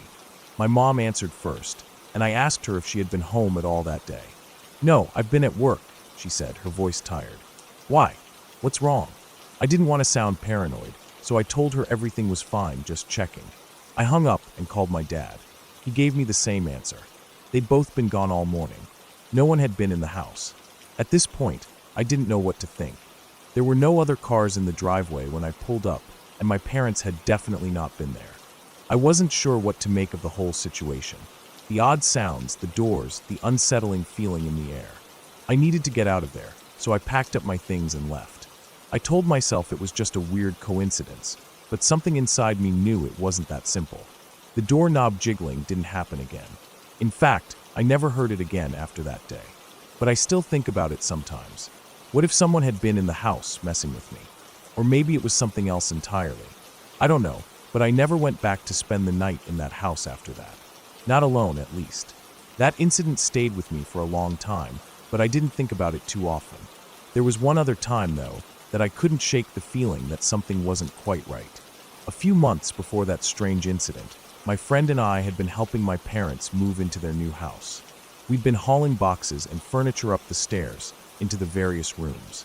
They were unpacking, getting settled, when we got to a small room above the attached garage. It was supposed to be a study or an extra bedroom, but it was drafty and cold, so my parents had decided to use it as storage. There was a small closet in the corner of the room, which we hadn't noticed at first. We were moving things into the closet when we saw it, something that made the hair on the back of my neck stand up. There was a bookshelf in the corner of the closet, its back pressed against the wall. It looked out of place, like it didn't belong there. My friend and I, curious, pulled it out of the way to see what was behind it. And there, hidden in the corner of the room, was a doorway. At first, we thought it was just a small closet or a hidden storage area. But when we opened the door, we were both taken aback. It didn't lead to another room. It led up into the attic. The space was completely empty. Nothing was up there except for dust and cobwebs, but the fact that the door had been hidden behind a bookshelf unsettled me. I remember staring at that doorway, my mind racing. It wasn't that the attic was particularly strange or mysterious. It was the fact that it had been completely concealed by the bookshelf. It was as if someone didn't want anyone to know it was there. We left the door open for a while, but I didn't dare go up into the attic. Something about that doorway, hidden away behind the bookshelf, gave me a deep sense of unease. It was as if there was something I wasn't supposed to see. I tried to brush it off, thinking it was just an oddity, but every time I walked past the room, I couldn't help but glance at the open attic door. The next time I visited my parents, I walked through the house with a different sense of awareness.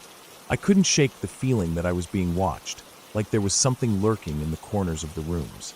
I didn't mention it to my parents. They were busy with work, and I didn't want to seem paranoid. But when I passed that attic door again, I stopped and looked up. I couldn't help it. I didn't go inside, but it bothered me. It bothered me a lot. To this day, I can't explain any of it. The doorknob jiggling, the hidden attic door, the strange feeling in the house. Maybe it was all just my mind playing tricks on me, or maybe there was something off about that house. All I know is that the feeling of unease never left me while I stayed there. It hasn't happened since, but I still think about it. Sometimes, when I'm alone in a quiet room, I catch myself listening for the faintest sound of a doorknob turning. It's one of those things I can't fully forget. Maybe I was just paranoid, maybe it was just a coincidence. But something about that house, something about the doors, and the way everything felt just a little off, I'll never be able to shake it.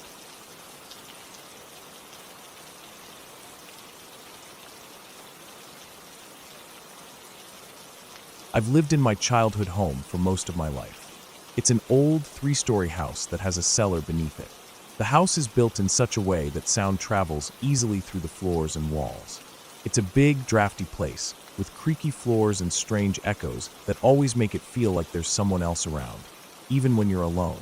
I've always found that both comforting and unsettling, but I suppose that's the nature of old houses. They have a way of making you feel like they hold secrets. The cellar is where I spent a lot of time as a kid. It's a dark, musty place, filled with old furniture and boxes that have been sitting there for years. My brother, who's a musician, used to spend hours down there, playing his piano and singing. He loved it, and I guess I could understand why. The acoustics were perfect for the sound to reverberate all through the house, and the old wooden walls seemed to absorb the music in a way that made it feel like it was coming from all around you. One morning, I remember waking up to the sound of my brother playing the piano. It was loud, as usual, with his distinctive voice ringing through the house as he belted out a song. I groggily got out of bed, annoyed at the early hour and the noise that pierced through the thin floors of the house. I could hear every note he played, every chord he struck. It wasn't unusual for him to start his day this way. I yelled over the stairwell, "Shut up, you're being so loud."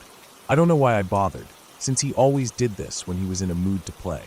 But he could be a little obnoxious about it, so I said it out of reflex. I paused for a second, waiting for him to either stop or respond, but it didn't happen. The music continued for a moment, and then I realized something. My brother wasn't home. He had gone out with my parents for the day. He had told me he was leaving before they left, so I knew he was gone. I felt that strange twist in my stomach. The music didn't stop, not right away anyway. For a moment, I considered the possibility that maybe I was hearing things. Maybe it was just the wind playing tricks, or some sound from outside. But I couldn't shake the feeling of unease that settled over me. After a few minutes of standing there, trying to figure out if I was imagining it, I made my way downstairs, still hearing the music echoing up from the cellar. I reached the basement door and opened it, my feet heavy as I walked down the stairs. The cellar was dark, colder than usual, and completely empty. There was no piano, no sign of my brother, just silence. I stood there for a long moment, trying to make sense of what I'd just heard. It was exactly like my brother's music, exactly his voice. For the rest of the day, I tried to brush it off. Maybe the sound had come from outside, drifting in from somewhere far away, or maybe I had just imagined it. I convinced myself that I was overthinking things, that there was nothing to worry about. But deep down, I knew something wasn't right. The second time it happened was only a few days ago, and it caught me off guard. My brother and I had both come back home for the holidays. It was the first time we had both been back in that house in a while. Things were normal at first. The house had the same creaks and groans it always did, but it felt a bit emptier this time, like it wasn't quite as full of life as it used to be. I was taking a shower that morning, the water running hot as I tried to wake myself up after a long night of travel. The bathroom door was open, and I could hear the sounds of my brother's voice drifting through the house. It was soft at first, almost muffled, but unmistakable. My brother was downstairs, playing the piano again. He had always done this when he was home. He'd spend hours lost in his music, sometimes singing along. But it wasn't just the sound of the music that made me freeze. It was how real it sounded. It wasn't distant, like it was coming from outside the house. It felt close, too close. I could hear his voice clearly through the open door, echoing up the stairs from the basement, and I immediately assumed he was down there. But I didn't hear him walk around. I didn't hear any footsteps, nothing that would indicate he was moving. The sound was just there, floating in the air around me, like a ghost of something that shouldn't be. I didn't think much of it at first. Maybe he was just playing for a few minutes, and I'd hear him walk by soon enough. I finished my shower, brushing my teeth as I listened to the music. My brother's voice rang out clearly, but by the time I had finished in the bathroom, the music had stopped. I thought nothing of it and stepped into my robe, heading out of the bathroom and toward the stairs. As I reached the top of the staircase, I nearly bumped into my brother. He was standing in the kitchen, just walking toward me with a bag of chips in hand. It struck me instantly that there was no way he could have gotten upstairs without me hearing him. The only way to reach the kitchen from the basement was to pass the stairs to the second floor, and I hadn't heard him walk past. He was still standing there in the kitchen, eating snacks like it was a normal morning. I stared at him for a moment, my mind racing to make sense of it. The music was still fresh in my ears, his voice still echoing in my memory. But it couldn't be him. He hadn't been downstairs, at least not that I had noticed. I asked him if he had been in the basement at all, but he just looked at me, shrugged, and said no. He hadn't been down there all day, he insisted. I didn't say anything more, but my heart was pounding in my chest. The silence between us felt thick and heavy. I tried to shake off the feeling that was creeping over me, tried to tell myself it was just some trick of the mind, but it didn't work. The music had sounded exactly like my brother. His voice, his piano playing, everything.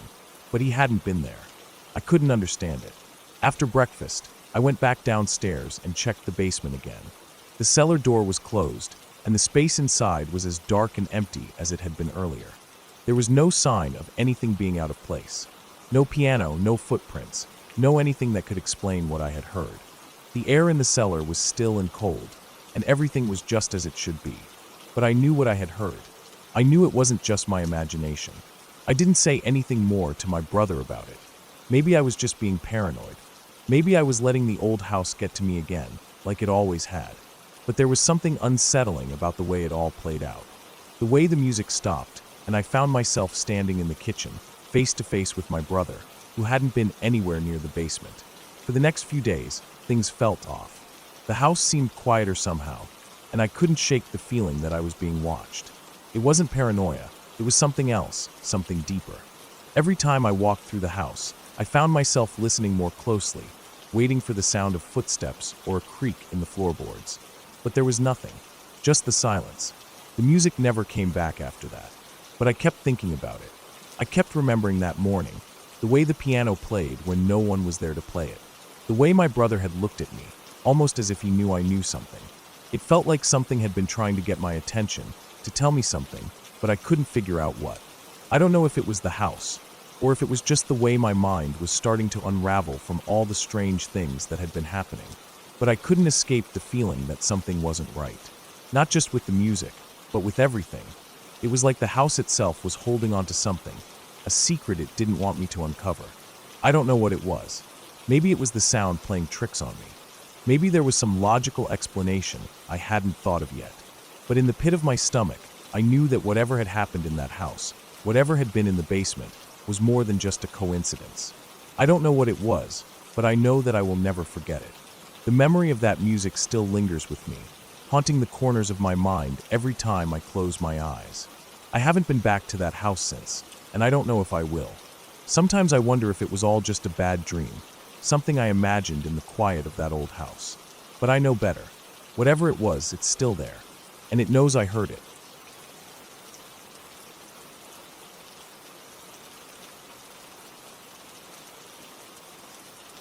I lived in that house from the time I was about 13 until I turned 24. It wasn't a bad place, at least not on the surface.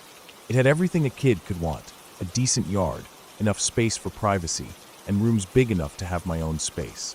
But there was something about it, something dark. My parents never really talked about it much, but every now and then, I'd hear them mention things that would send a shiver down my spine. The most unsettling story was about the previous owner's son. I don't know all the details, but I remember my mom telling me that he had overdosed, although it didn't happen in the house. It happened somewhere else, far enough away that it shouldn't have mattered. But that story always lingered, hanging over me like an invisible cloud. The house itself was a typical 80s build. It had its quirks, like the glass cube wall that separated the living room from the dining room. It was a stupid feature, probably trendy at the time, but it always struck me as off. I can't even explain why. Every time I walked past that wall at night, I'd catch the feeling that someone was on the other side. And I swear to you, I'd see shadows moving across the glass. I'd be in the living room, sitting up late watching movies or gaming. It would be just me, no one else in the house awake. The shadows would always move too fast for me to catch a glimpse of whatever was making them, and when I'd rush to the other side to check, there was no one there. It was like the shadows were dancing just out of reach, like they were aware of me watching.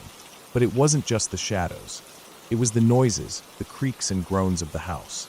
There was always something that seemed to echo through the halls late at night, like footsteps when no one was walking.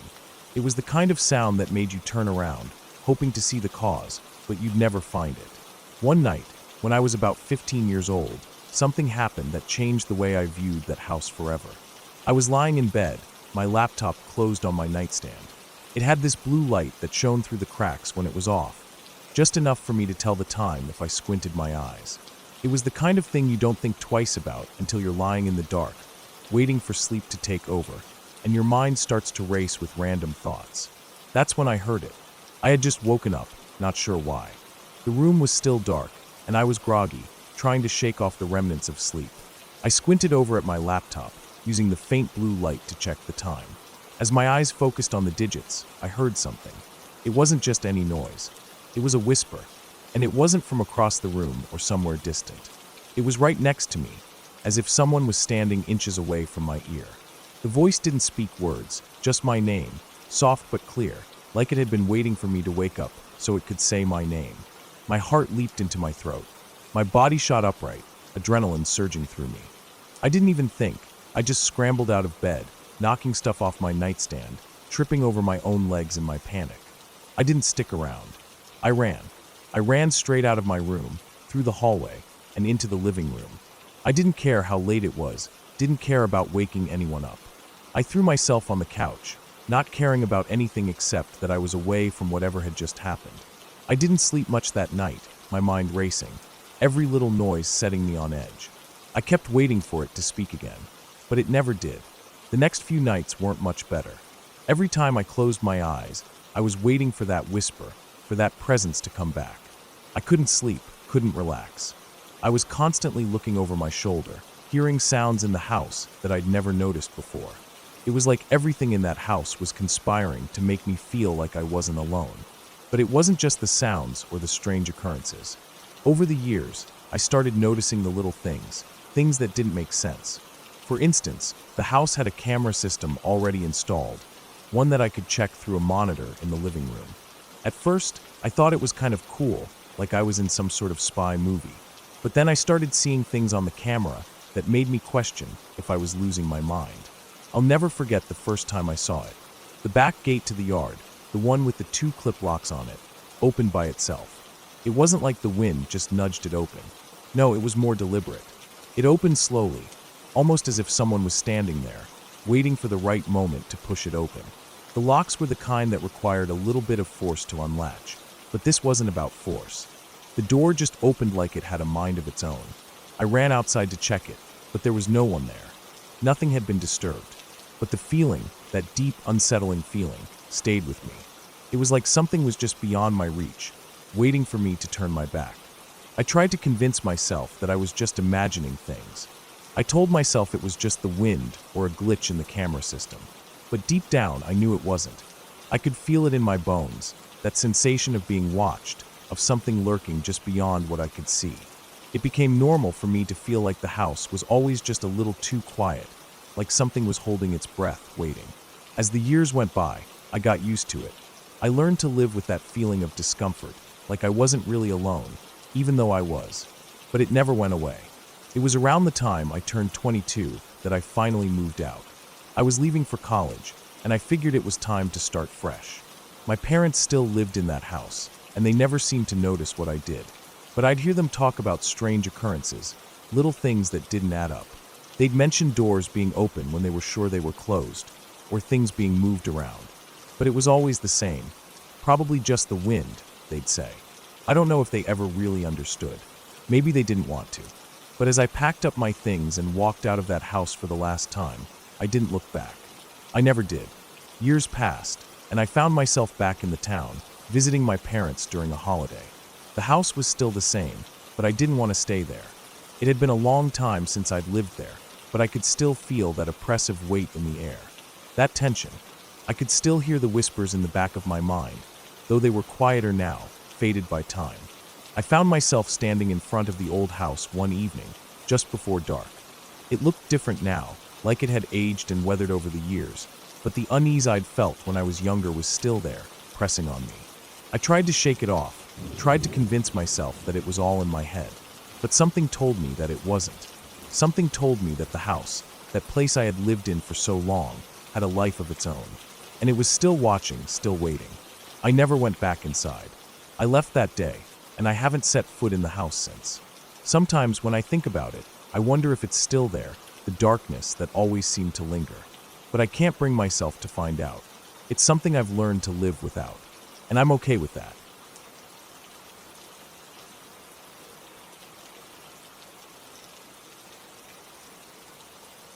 It's strange how things unfold in life, and sometimes you experience things that don't quite make sense.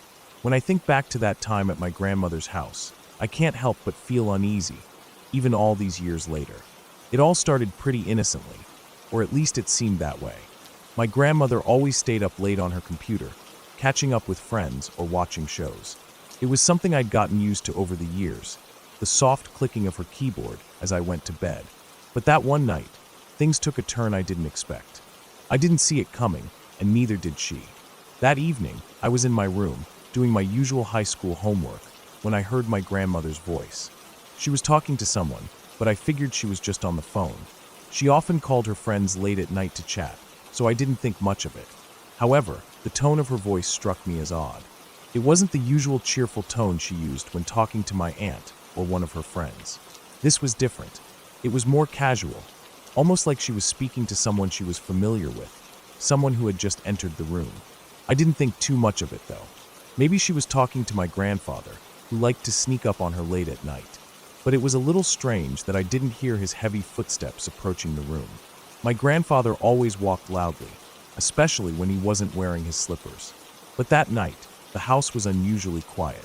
The next morning, I went downstairs to find my grandmother at the kitchen table, looking somewhat disheveled. Her hair was tousled, and she had this distant look in her eyes, like she hadn't quite woken up. I asked her how she slept, and she hesitated before responding. "Last night, I thought you came into my room. I heard footsteps, and when I turned around, there was this girl. She was standing right there, looking at me. I stared at her, not sure how to react. It sounded like something out of a horror movie. But my grandmother wasn't the type to make up stories. She was practical, always grounded in reality. So, I just nodded and didn't say anything, though the hairs on the back of my neck started to stand up. That night, I went to take a shower before bed. I had been feeling a little off all day, but I couldn't quite put my finger on why. The shower was something I always did at night to wind down, but that night it felt different.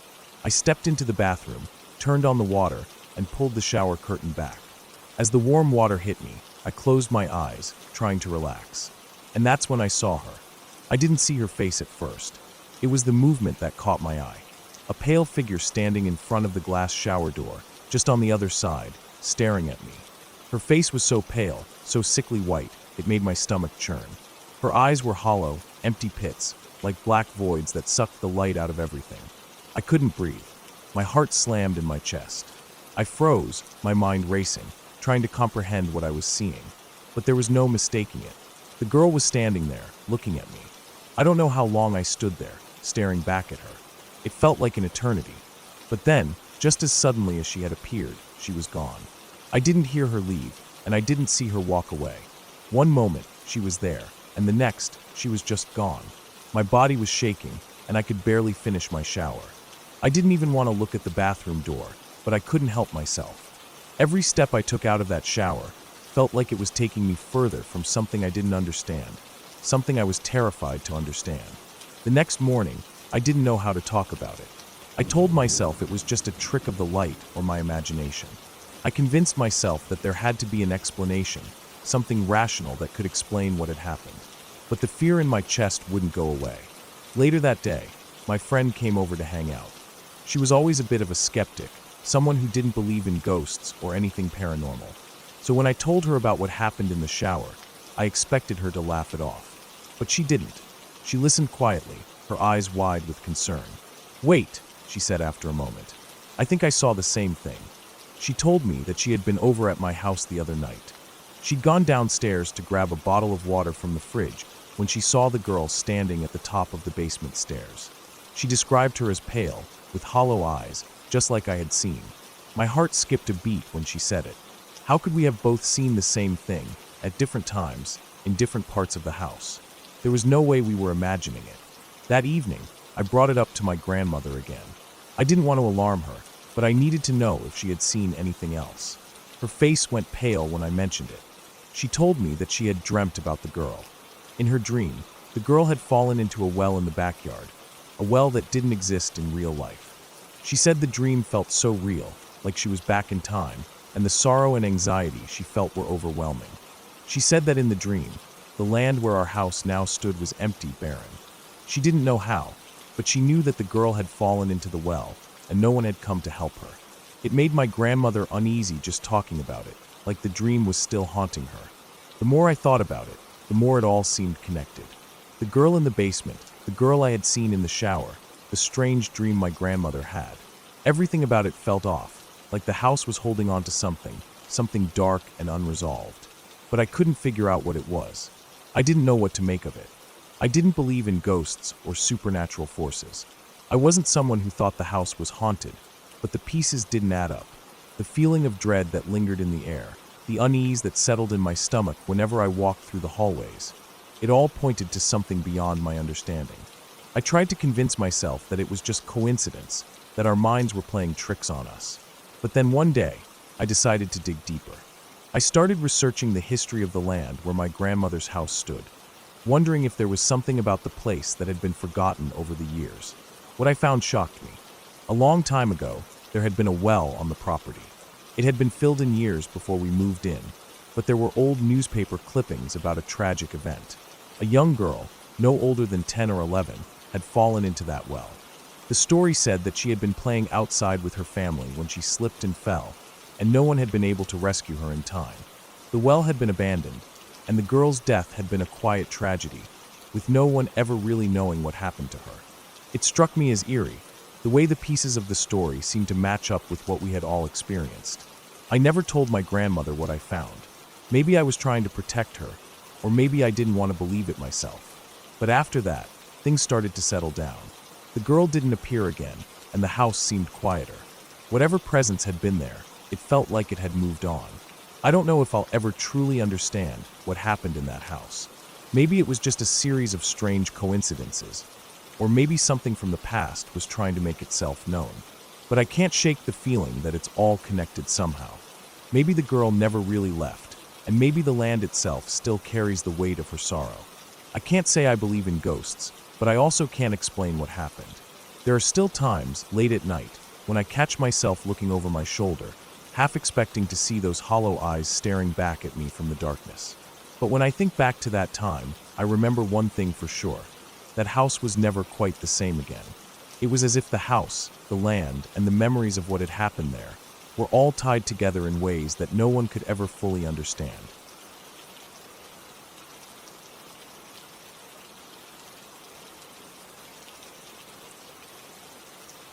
We moved into the house at the edge of town during a particularly hot summer. The house was an old 3-story building, built sometime around the turn of the century. It had a history, no doubt, and you could feel it the moment you stepped through the front door. My husband, Jeremy, had fallen in love with the place as soon as we saw it. Me, I was a bit more hesitant. The house had that old charm, the kind of charm that made you feel like you were stepping back in time. The walls creaked when you walked, and the floors had an uneven feel to them, like they were bowing under the weight of everything they'd seen over the years. But it was big, and it was cheap, way cheaper than anything else we could find in the city. It was perfect for us, or at least it seemed that way. My grandmother, who had always been close to me, was the one who suggested we move in with her. She'd been living alone in a small apartment, and I think she just wanted the company. Jeremy and I weren't doing so great financially at the time, so we figured the three of us could make it work. The house needed a lot of work, but we were ready for the challenge. The plan was simple: fix up the house slowly, piece by piece. We started with the main rooms, the kitchen, the living room, and the 2 bathrooms. The bedrooms would have to wait. The neighbor next door, Mr. Harper, was a builder by trade. He'd been in the area for years, long before we moved in, and he'd offered his help right away. We hadn't asked for it, but he insisted.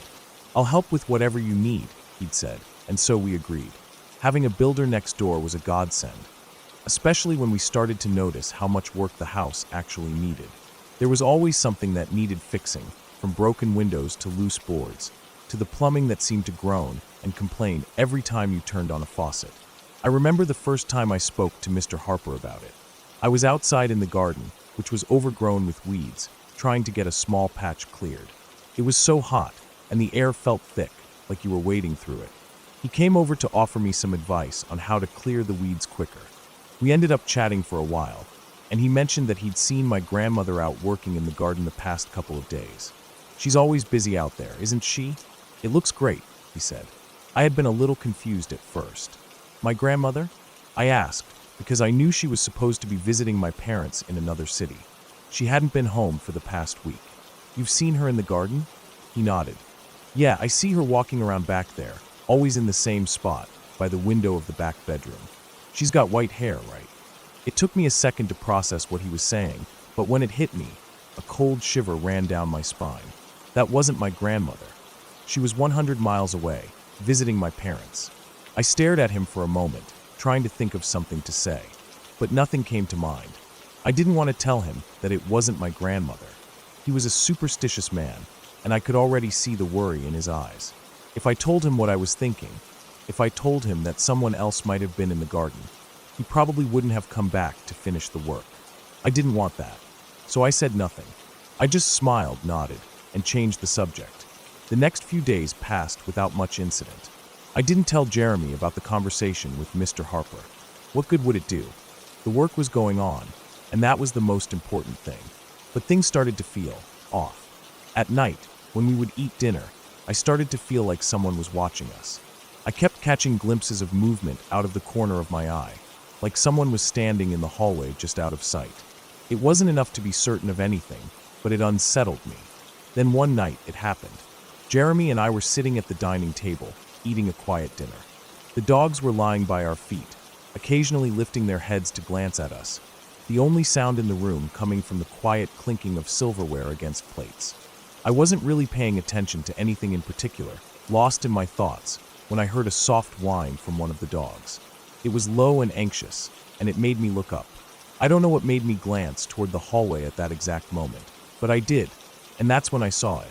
At first, it was just a shape, a huge, dark figure standing just beyond the doorframe leading into the hallway. It was so tall, it seemed to be ducking down, trying to avoid being seen. The thing stood there, motionless for a few seconds, and then it moved.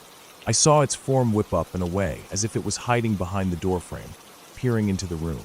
It was the strangest thing. The figure was hooded, but its size was what really got to me.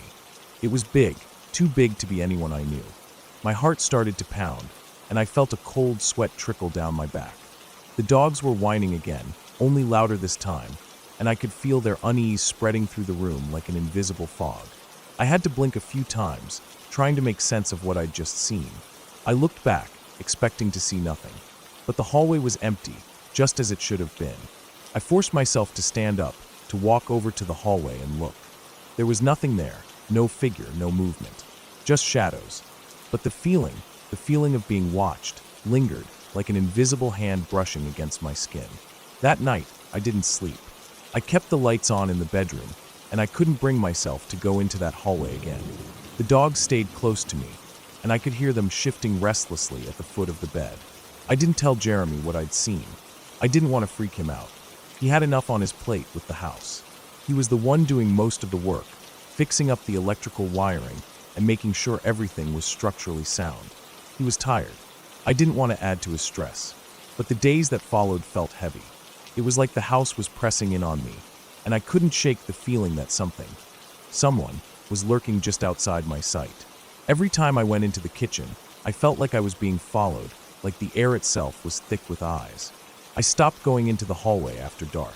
I told Jeremy I was just tired, that I wanted to get some rest. I don't know if he believed me. He seemed to notice that I was acting strange, but he didn't ask too many questions. Then one afternoon, while Jeremy was out working on the house, I was sitting in the living room when I heard a knock at the front door. It was soft, tentative, and I assumed it was Mr. Harper, coming to check on the work he had done. When I opened the door, I found no one standing there. I looked around, confused. The porch was empty, but something caught my eye in the garden. It was a figure, moving slowly, walking from the back bedroom window. The same white-haired woman that Mr. Harper had mentioned. But it wasn't my grandmother. It couldn't have been. I stood there, frozen, watching her as she moved through the garden, her figure fading into the shadows of the trees. I couldn't breathe. My heart hammered in my chest, and I slammed the door shut. I didn't know who or what it was, but I couldn't shake the feeling that whatever it wasn't friendly. That evening, Jeremy came back from the store, and I told him everything. I told him about Mr. Harper's story, about the figure I saw in the hallway, and about the woman in the garden. He didn't take it well. He was skeptical at first, but when I mentioned the things I'd seen and the way the dogs reacted, he started to worry too. He said we needed to get out of that house, that something wasn't right. The next day, we packed our things. We moved out of the house, and I never looked back. To this day, I don't know what was happening in that house, but I've never been back to check on it. Sometimes when I close my eyes, I can still see that figure ducking down behind the doorframe, peering into the room. And I can hear the soft, steady sound of footsteps in the garden, just outside my window. I don't know what it was, who it was, but I do know this. It wasn't something I wanted to find out.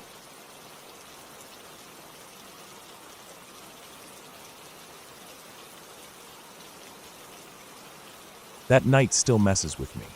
It's one of those things that's stuck in my head for years, and I'll never look at a Ouija board the same way again. It happened back in high school, just a few months before graduation. My friends and I, we were always looking for ways to mess with each other, especially the girls.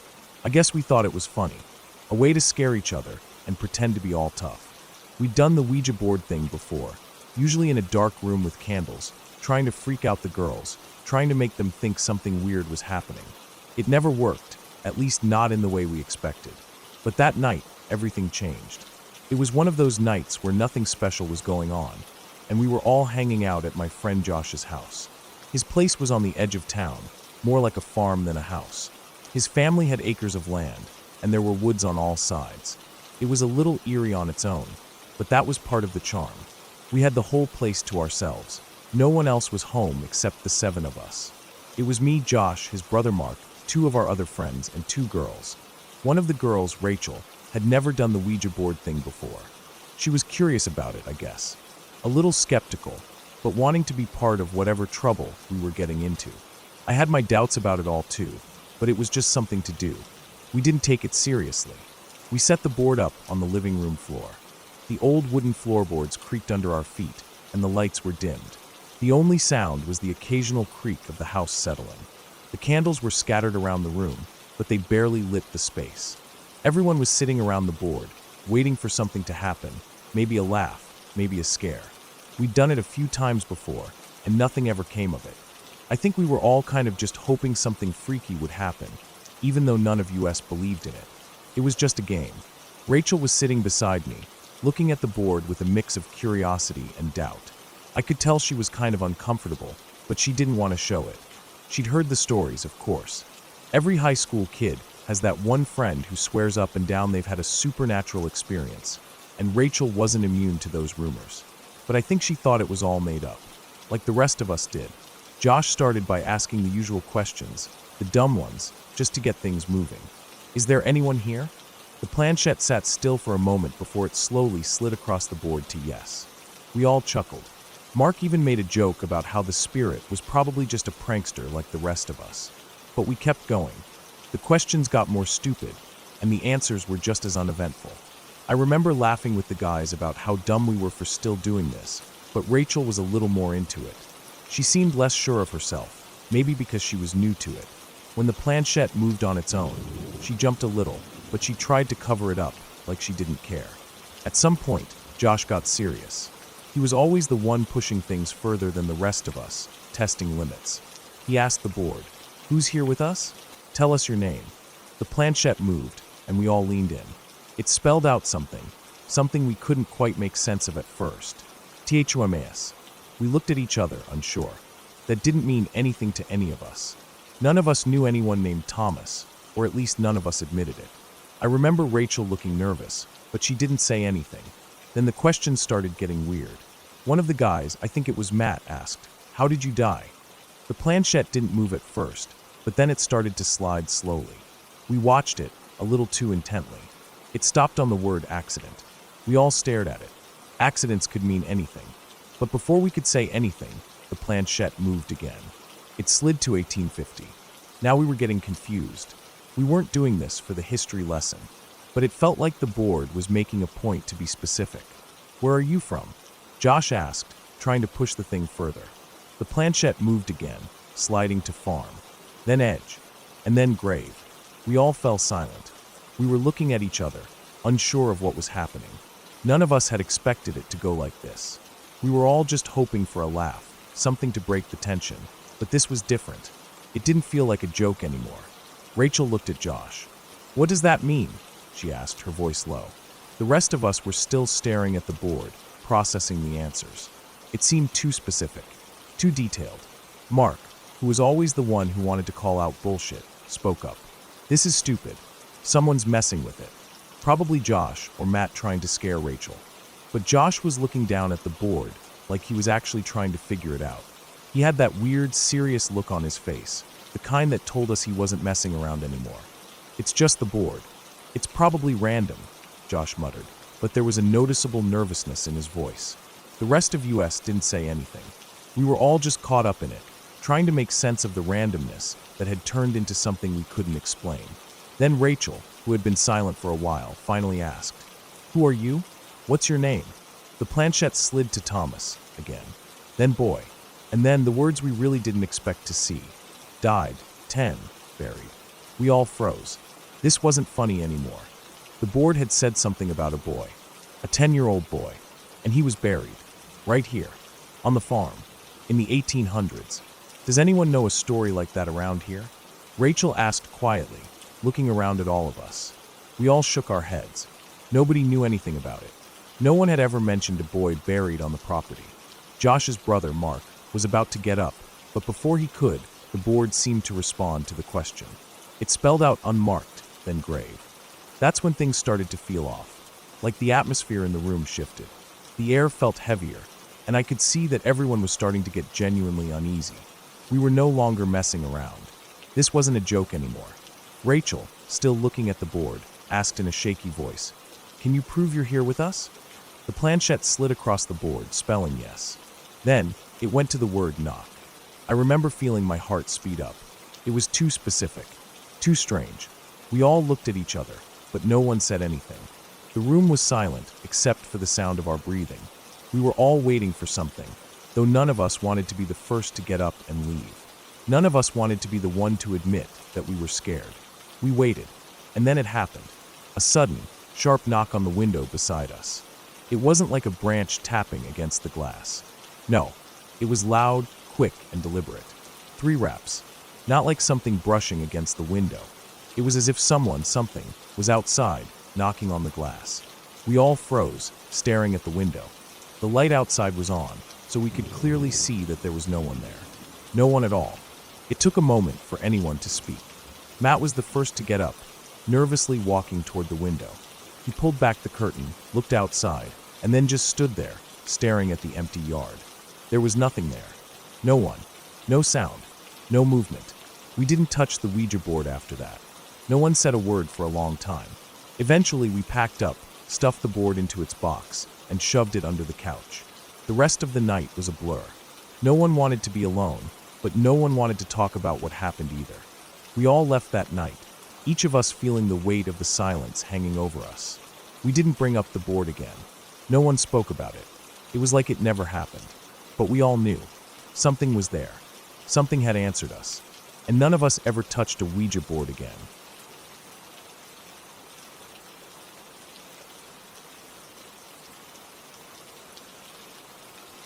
When I moved into the farmhouse, it was with the intention of helping my boyfriend. At the time, he was dealing with the fallout of a messy divorce. His ex-wife had left him, and the house was, to put it simply, a disaster. Not just a bit of clutter, but a hoarder's nightmare. There was stuff everywhere, boxes, old newspapers, clothes, broken furniture, and God knows what else. Every room was like walking through a maze of junk, and there was barely a place to sit or stand without tripping over something. He had an RV out back, and that's where he slept, because there wasn't enough room inside the house. He was embarrassed by the state of the place, but he never seemed motivated enough to clean it up. That's where I came in. I'm the type of person who can't stand mess.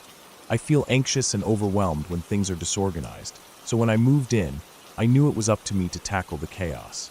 It took weeks of cleaning, sorting, and hauling bags of trash to the dump. I spent hours with a mop and Murphy's oil, scrubbing down the floors and cabinets. I swept up cobwebs from corners that hadn't seen daylight in years, cleared out drawers full of old receipts, and filled his truck with over 10 loads of garbage. By the time I was done, the house felt lighter somehow, like it could breathe again. But from the very first night I stayed there, something felt off. At that point, I had only managed to clear part of the living room. The rest of the house was still a mess, but at least I had a place to sleep. My boyfriend, as usual, was snoring loudly in the RV, so I decided to crash on the couch in the living room, thinking it'd be a quiet, peaceful night. It wasn't. I had just finished arguing with my mom on the phone, so I was lying there, fuming and staring at the ceiling, trying to calm down. It was about 4 a.m. when I heard the sound of the back door creaking open. I assumed it was my boyfriend. He had a habit of wandering around at all hours, probably searching for something. The noise was muffled, but I could hear him muttering to himself as he moved around in the kitchen. After a few minutes of this, I got up, thinking I might as well help him find whatever he was looking for. I wasn't particularly tired, and I had already been awake for hours. The kitchen was only about 5 feet from where I was lying, so I walked in, half expecting to find him rummaging through drawers or cabinets. But when I entered the kitchen, no one was there. I glanced around, puzzled. The lights were dim, but I could see the entire room. I called out his name, but there was no response. I checked the other rooms, but he wasn't in any of them. At this point, I was more confused than anything, so I decided to go out to the camper. I could hear him snoring even before I reached the door. I shook him awake and asked him what he had needed in the house. He rubbed his eyes and looked at me like I was crazy. "I haven't been inside," he said. "I've been in the RV all night." I didn't know what to make of it. I shrugged it off as some kind of sleepwalking incident. After all, he had been known to wander around in his sleep before. Still, there was something odd about the whole situation, but I dismissed it for the time being. When I went back inside, I noticed something else that didn't sit right with me. It had snowed lightly during the night, and I looked down at the ground near the camper. The only tracks in the snow were mine. The only footprints leading up to the camper were from when I had walked out there earlier. My boyfriend's tracks were nowhere to be seen. I didn't really understand it, but I let it go. Maybe I was overthinking things. A few days later, I moved my 2 cats in. They had been kept in a different house while I cleaned up, but now that the house was somewhat livable, it was time to bring them in. They were immediately on edge. They kept growling at nothing, staring at corners like they were watching something I couldn't see. I figured it was just the stress of the move, the new place, the new smells, but as the days went by, it got worse. They would act out of character, hissing and pacing around at night, especially when the house was dark and still. The first night I slept in the bedroom, I began to understand why they were so unsettled. I had finally gotten the room in a state where we could sleep in it, but it still had a strange, oppressive feeling to it. The bed was positioned right up against a window that faced out to the cornfield behind the house. My boyfriend, as usual, insisted on sleeping on the outside of the bed, which left me pressed up against the window. That night, something felt wrong.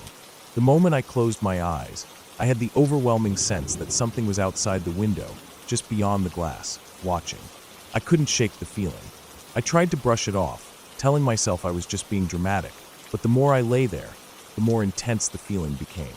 I started to panic, feeling a tightness in my chest. I was practically in tears by the time I finally woke my boyfriend up, begging him to check outside, to do something, anything, because I was convinced there was something out there. Of course, he brushed it off, told me I was imagining things, but it didn't stop the sense of dread that settled over me. The next day, when I was getting ready to clean, I noticed something that made my blood run cold. There, on the top of the bedroom window, was a handprint. It was big, way too big to be mine, and it was left on the glass as though someone had pressed their hand against it. But it wasn't just a handprint.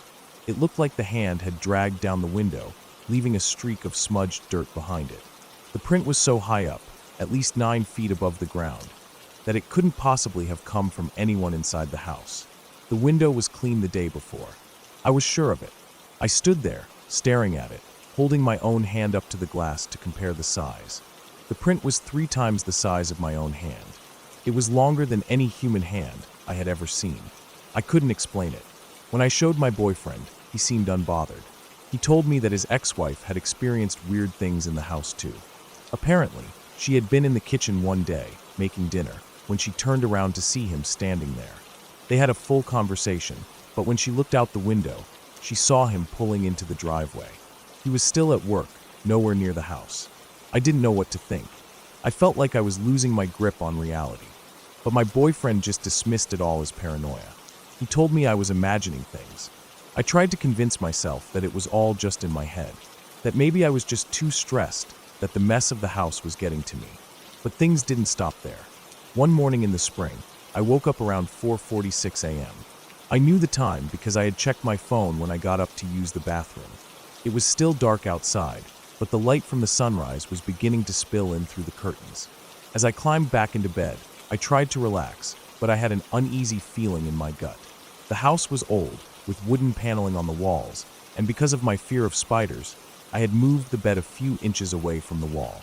I settled back in, pulling the covers around me, but the moment I closed my eyes, something cold and sharp grabbed my wrist. I shot up, heart racing, and looked around, but no one was there. My hand felt icy, like it had been grabbed by something that wasn't supposed to be there.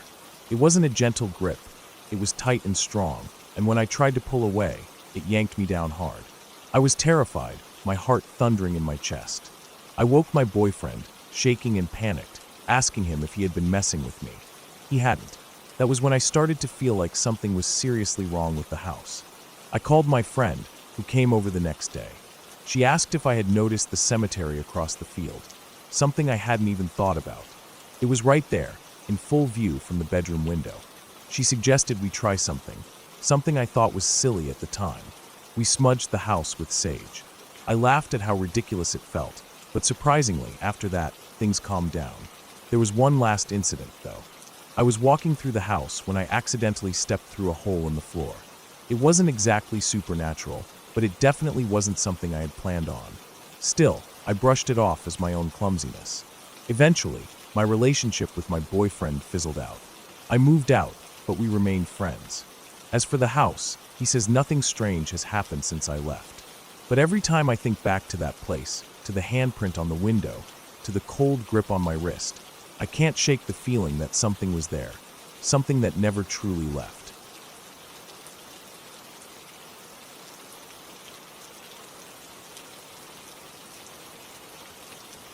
I had set up an appointment to view an apartment about a week ago, and I was genuinely excited. The area wasn't the best, but it wasn't bad either. It was a little out of the way, on the outskirts of town, a quieter part where the hustle and bustle of city life didn't intrude. The neighborhood was industrial, the kind of place that saw more trucks than people. Still, I figured it could be a good fit for me. I arrived a little early for the appointment, so I waited in my car, figuring I'd give the agent a bit of time to show up. But after 30 minutes, I started feeling the cold creeping into my bones. The wind was sharp, cutting right through my coat. I looked at the time again, and still no sign of her. I sent a quick text to the real estate agent, but no response. After another 5 minutes, I gave up. It wasn't worth freezing out there just for a maybe. I started the car and pulled out of the parking lot. The streets were empty, and the sound of my tires rolling over the wet pavement echoed in the stillness. I made a right turn at the end of the street, heading towards the main road. There wasn't much traffic around. A few cars passed me here and there, but it was mostly quiet. I approached a red light a block down, and as I slowed to a stop, I noticed something odd. At first, it didn't register immediately. There was a man walking down the street with a little boy beside him. The man was tall, wearing a dark jacket that looked like it had seen better days, and the boy couldn't have been more than 4 or 5. I watched them for a moment, not sure why they caught my attention.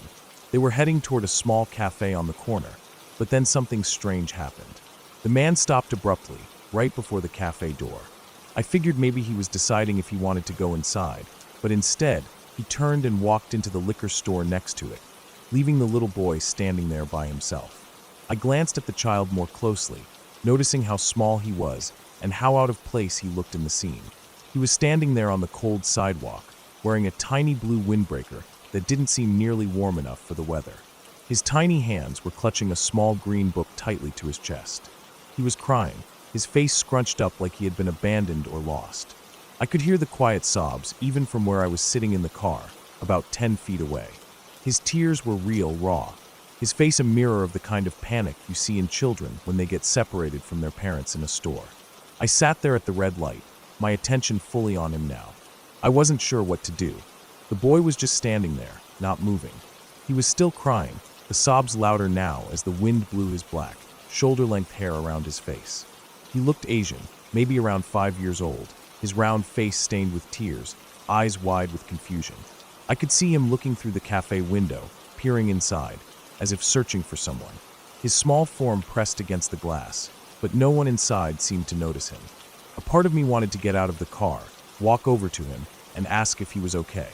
Maybe his dad had just gone into the store and would be back soon. But then, just as I was about to make the decision, another man appeared, walking down the street in my direction. For a split second, I thought this might be the boy's father, but he walked right past him without even acknowledging the child. The little boy watched him pass, his cries growing softer for a moment as he followed the man with his eyes. But when the man didn't stop, the boy's crying picked back up again. I stared at the child, wondering what to do. I felt a strange pull in my chest, something that made me want to help him, make sure he was okay. But something in me also hesitated. Maybe it was the weather. Maybe it was just the feeling of unease creeping up my spine. Still, I made the decision that once the light turned green, I would pull over and wait with the boy until his parent came back. The light changed, and I flicked on my hazards, preparing to pull over when I noticed something. As I turned my head back toward the little boy, I realized he was looking right at me. We locked eyes, just for a second, maybe 5 seconds at most. But in that moment, the world around us seemed to slow down.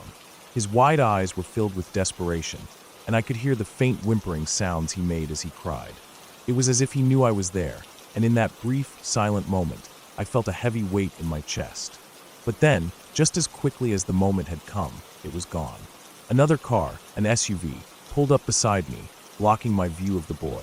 The driver didn't seem to notice him. The momentary connection we'd shared, that brief, silent understanding between the child and me shattered. I could still hear his cries, but they were fading, becoming less distinct as I lost sight of him. The light turned green almost immediately, and I made my turn.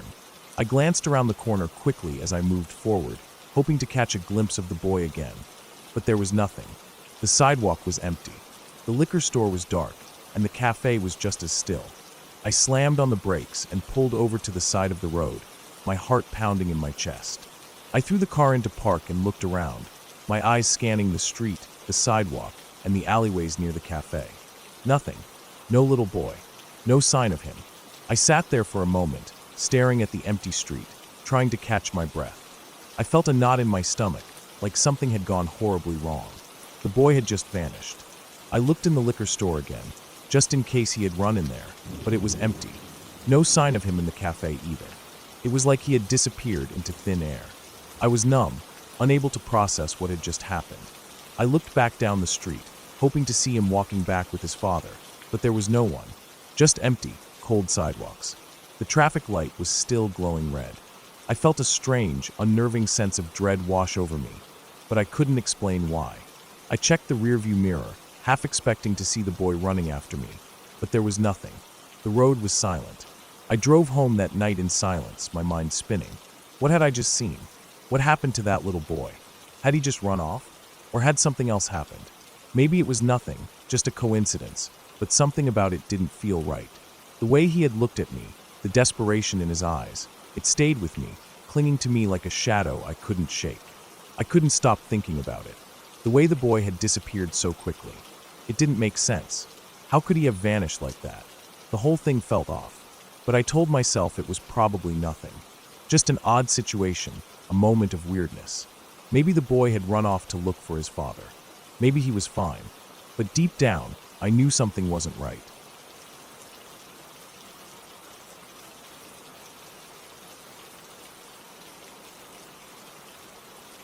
It was late afternoon when we decided to take a walk through the grounds behind the castle. The sky was turning a deep, dusky purple, and the air was damp, typical for rural Ireland. The castle, old and crumbling in parts, had an eerie presence even in daylight. We'd been here countless times before, but there was something different about this evening. Maybe it was just the weather, or maybe it was the strange feeling that had been creeping up on me all day. I was with my friend, Sean. We were both from the same village, had known each other since we were kids. We'd often spend hours wandering the fields and woods, finding places that no one else ever seemed to go. It was one of those long days where time stretched out, and we found ourselves walking aimlessly, just passing time as we always did. The castle grounds stretched for acres behind the actual building, a patchwork of dense forest and open fields, with overgrown paths that hadn't seen human foot traffic in years. Most of the time, we were more interested in climbing trees or exploring the ruins, But today we ended up walking towards the old well. It had always been there, nestled between a couple of large oak trees. It looked ancient, with its stone bricks crumbling in places, the moss and lichen clinging to the edges. It had always seemed out of place, almost like it didn't belong, as if it had been forgotten by time itself. The area around it was dense with overgrown grass, and the well itself had a dark opening that always made me feel uneasy, even in the daylight. We were nearing the end of our walk, and it was getting pretty dark by then. We both knew it was time to head back to the village, but for some reason, we stopped by the well. I don't really know why we lingered, but there was something that caught my eye. Sean hung back a bit, probably more out of habit than anything else. He was always the cautious one, while I was the one who couldn't resist checking things out. Maybe that's why he stayed behind while I made my way closer to the well. I stood there for a moment, just looking down into the dark, jagged hole. I could barely make out the bottom, which was coated with what looked like old, rotting leaves and moss. The air around the well felt colder somehow, and my breath misted as I exhaled. It was one of those moments where everything feels still and silent, but your mind starts to race. And then I saw it. At first, it was just a flicker, 2 yellow eyes. They glowed faintly, almost like they were reflecting the little bit of light left in the sky. I froze, my heart suddenly hammering in my chest. I took a step closer, squinting down into the well, trying to make sense of what I was seeing. That's when it hit me. There was a face. A girl, with dark hair that hung in front of her face, her grin stretching unnaturally wide. The eyes were still staring up at me, glowing with a sickly yellow light. Her grin twisted into something almost sinister, and for a moment, it felt like the entire world had stopped. I don't know how long I stood there, just staring down at her, but I couldn't look away. The grin widened even more, stretching until it almost seemed to consume her face. A shiver ran through me, but I was rooted to the spot, like my legs were made of stone. I snapped out of it when I heard Sean's voice behind me. He called out, asking what I was looking at, and I turned to find him standing a few feet back, his face pale and eyes wide with concern. "Did you see that?" I asked, my voice trembling more than I wanted it to. He didn't respond right away, just shook his head slowly. But then I told him what I saw. The eyes, the grin, the girl. And to my surprise, Sean looked back at me, his face going even whiter, his voice shaky. "I saw it too," he said. "I saw the same thing." That's when the fear really set in. Neither of us said another word, and we both turned and ran. I don't think either of us said anything as we sprinted back down the path, our footsteps muffled by the soft earth beneath our feet. We didn't stop running until we reached the village, and even then, we could still feel that eerie presence following us. We spent the night in a daze, barely speaking to each other. But I couldn't shake the feeling that something wasn't right. It wasn't just the well or the girl's face, it was everything. The way the air had shifted, how the shadows seemed to stretch longer than they should, how the trees around the castle had looked wrong. I remember the next thing clearly. We ended up walking again, as if some part of us couldn't rest. We weren't even talking, we just kept moving. We found ourselves at the old graveyard, one that no one really visited anymore. The stones were covered with ivy, and most of the names were so worn down they were unreadable. We were walking between the graves, and I'll never forget how cold it suddenly felt. My skin was crawling, and I couldn't shake the feeling that something was out of place. Then I saw her again. She was sitting on a tree, watching us, her eyes glowing in the dim light. She wasn't smiling this time, but her gaze was still intense, like she was studying us. My heart skipped a beat, and I turned to Sean, who was staring straight ahead, frozen. "Do you see her?" I asked, though I already knew the answer. He nodded slowly, his eyes wide, and for a moment we both stood there, staring back at her. Neither of us made a move, neither of us dared to speak. And then, just like before, she started to stand. We turned and ran again, not stopping until we were miles outside of the village. We took a shortcut over a small bridge, the kind you find in the middle of nowhere, barely wide enough for a car to pass through. I could feel the panic rising in me again, but I didn't say anything. We just kept walking. That's when we saw her again. She was standing at the far end of the bridge, not moving, just staring at us. Her eyes were locked on ours, and her grin stretched again, wide and terrifying.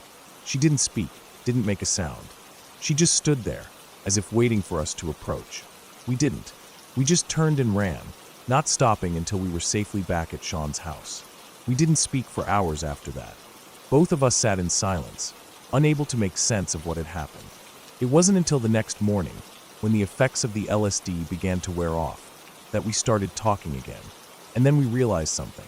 We had both seen the same thing, the eyes, the grin, the girl. It was exactly the same. I hadn't told Sean what I'd seen in the well before, but when he told me what he had seen, it matched perfectly. The way the girl looked, her eyes, her grin. It was like we had both been seeing the same hallucination. But how? How could we both have had the same vision at the same time? The more we thought about it, the more we realized it didn't make any sense. It wasn't some shared hallucination. It was something else, something deeper than either of us could understand. But the strangest part was this. Even after everything that happened, after the panic, the fear, the running, we couldn't help but feel like we hadn't just imagined it. We never went back to that well, or to the graveyard, or to the bridge. We stayed in the village, and life went on, but something in me shifted after that night. I didn't tell anyone what had happened, not even Sean. But every time I closed my eyes, I could still see those yellow eyes, that sinister grin, and I couldn't help but wonder, was it all just the LSD? Or had we really seen something we weren't meant to? Something that wasn't a hallucination at all?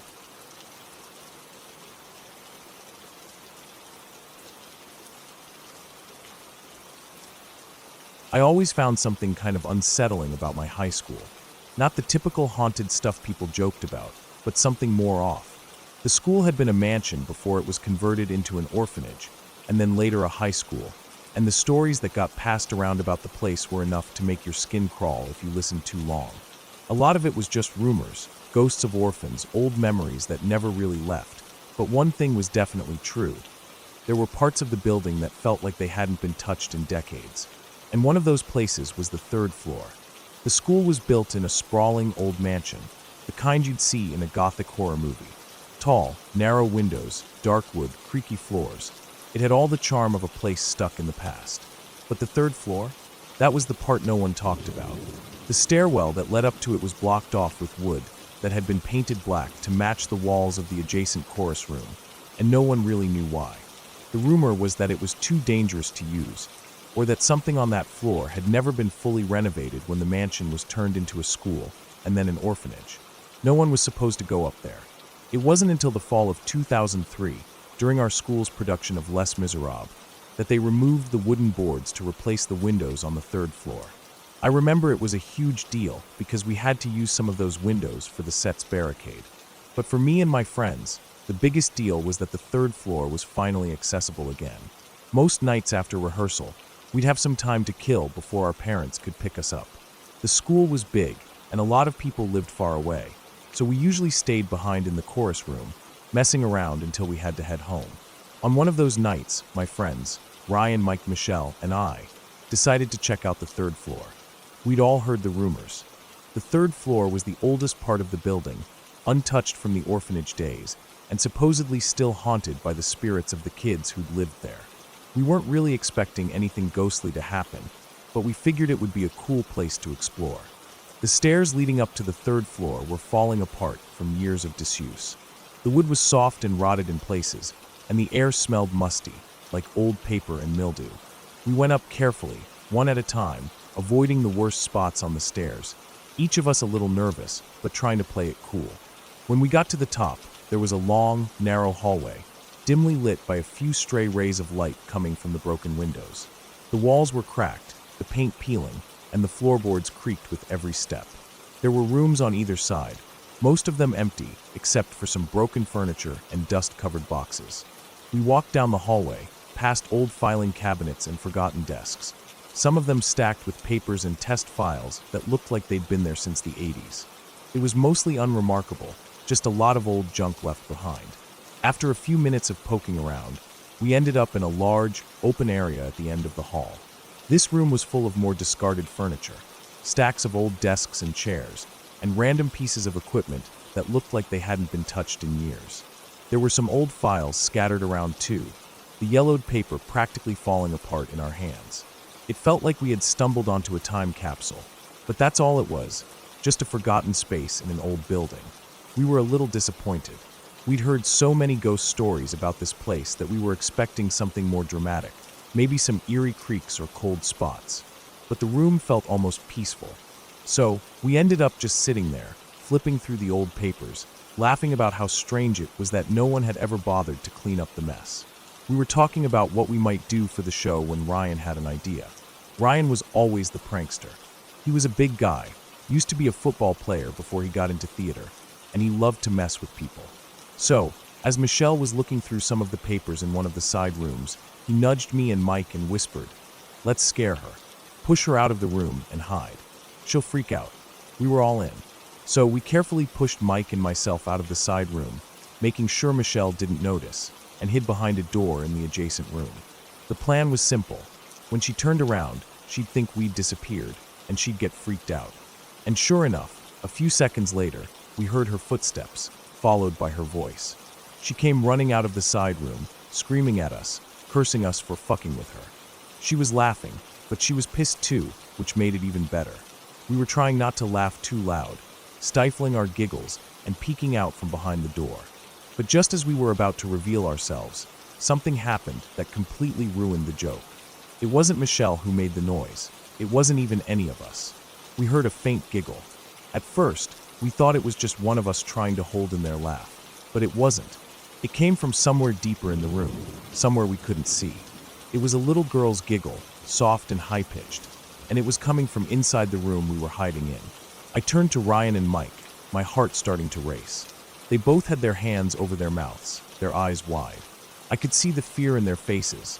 This wasn't one of us playing a prank. We all froze. The giggle was followed by another, a little louder this time, and then another. But this time, it wasn't just one giggle. It was like multiple people were giggling, overlapping in a way that made it sound like it was coming from every direction. And the sound, it wasn't playful. It was wrong. It felt wrong. I didn't know what to think. We were the only ones up there. We hadn't heard anyone come up the stairs. No one else was supposed to be in the building. It didn't make sense. The sound stopped, but the tension in the room was unbearable. We all stood there, frozen, trying to make sense of what had just happened.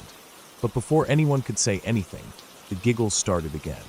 Only this time, there was something else with it. Footsteps, soft and deliberate, like someone walking around us. I could hear the floorboards creaking, but no one was there. And the giggles, they kept coming, echoing off the walls, growing louder and more frantic. I couldn't take it anymore. Ryan, the tough guy who never got scared, screamed, high-pitched like a girl. It was so sudden and so loud that it took me a second to realize it was him. Then, he bolted past us, shoving us out of the way. I saw his face, pale and terrified, and without thinking, we all ran.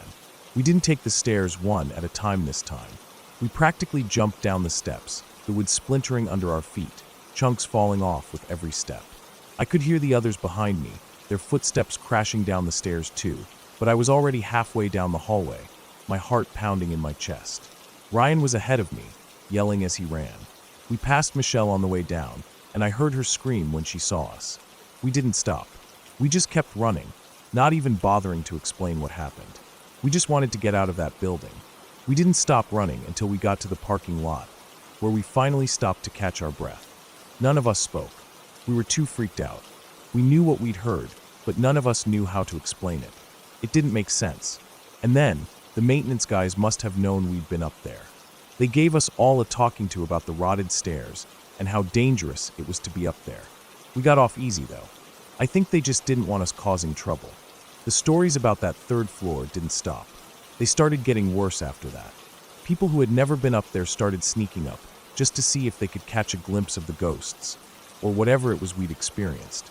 But after they replaced the windows and sealed the room back up, everything stopped. No one talked about it anymore. It was like the third floor went back to being forgotten. Now the school is closed. It's empty, sitting there, just like it always was. And as for the orphans, they got their wish, I guess. Whatever spirits used to haunt that place. They're free to roam without anyone getting in their way. I never went back after that night, and I don't think I ever will. I don't know what we heard up there. Maybe it was just our minds playing tricks on us, or maybe it was something else entirely. But whatever it was, I'll never forget the way the giggles sounded, or the feeling of someone or something watching us, even though no one was there. And I'm not sure what was scarier, the fact that we weren't alone, or the fact that we might never know who, or what, was in that room with us.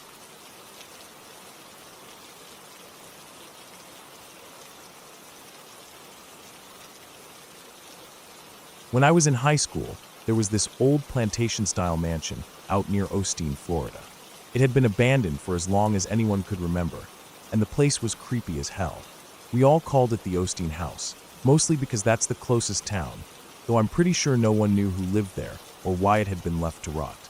The house itself was massive, 3 stories, covered in ivy and vines, with peeling paint and windows so dirty it was hard to tell if they were even glass anymore. The property was surrounded by dense, swampy woods that seemed to stretch on forever. When you walked up to the house, it felt like stepping into another world, like something out of a horror movie. The trees were so thick, and the moss was so heavy that you couldn't even see the stars at night.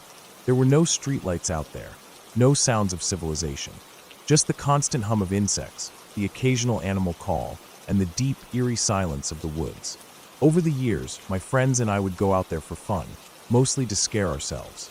It wasn't that we didn't know how dangerous the place was. There were holes in the floor, old stairs that were barely holding on, and a feeling like something was always watching. The house had been abandoned for decades, and you could tell.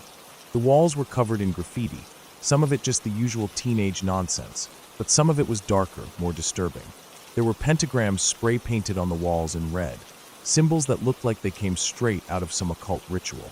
On the floor, you could still see old wax from candles that had been burned down to stubs, some with strange symbols around them. It wasn't just some random vandalism. It was as if someone had been using that place for something far more sinister. I don't know how many times I went out there, but it was probably around 3 or 4 over the course of my high school years. It was always the same thing, just us walking around the abandoned mansion, poking around, daring each other to go deeper into the house, trying to find something that would give us a good story. The thing is, though, the place was always unsettling. No matter how many times we went, it never felt normal. It felt wrong, like something had happened there, and it still lingered, even if the place was long deserted. One night, we were bored, like really bored.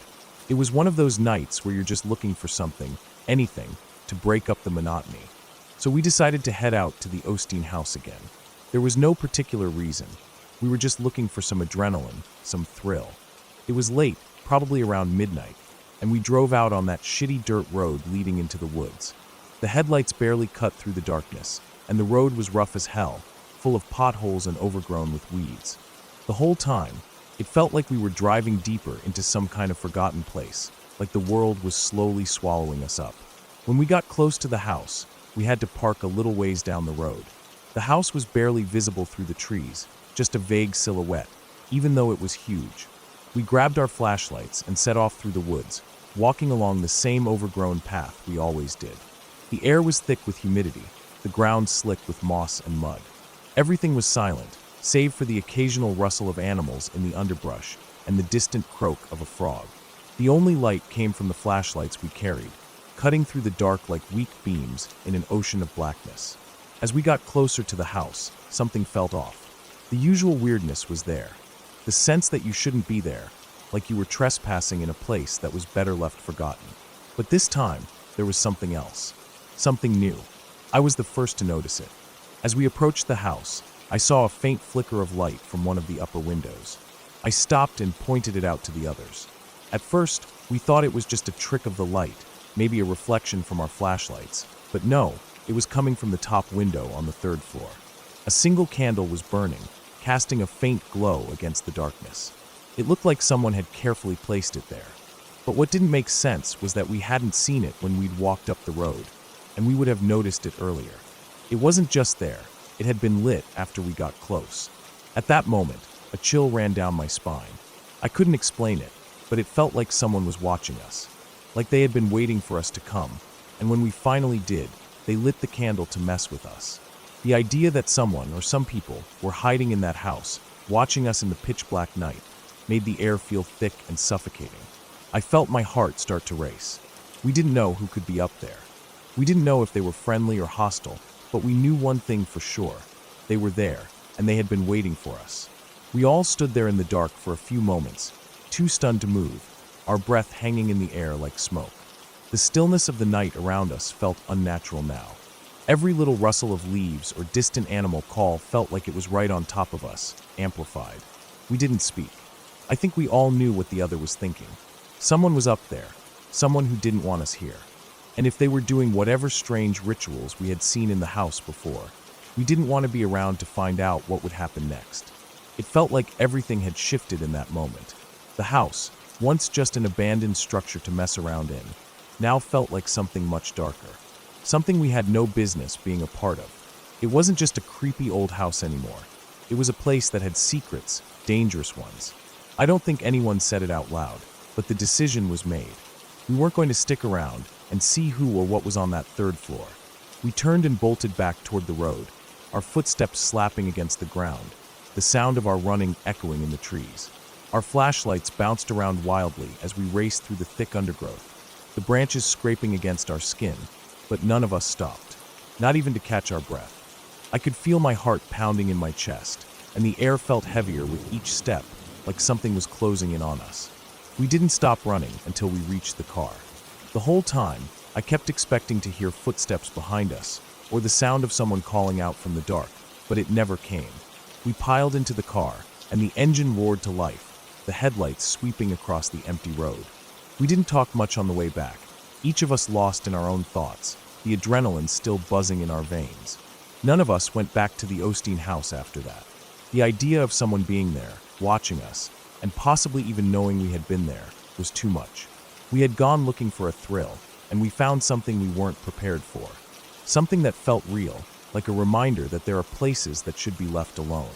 That night, I realized that not all mysteries are meant to be solved, and some things are better left undisturbed. As the years went on, I heard that the house had been demolished by the county. It wasn't a surprise. It had been falling apart for so long, and who knows what kind of trouble the place had attracted. But even now, whenever I drive through Ostein, I think back to that night. I can still picture the candle in the window, glowing faintly in the dark, like a warning. A warning we ignored until it was almost too late. We were lucky to get out of there that night. It could have been worse.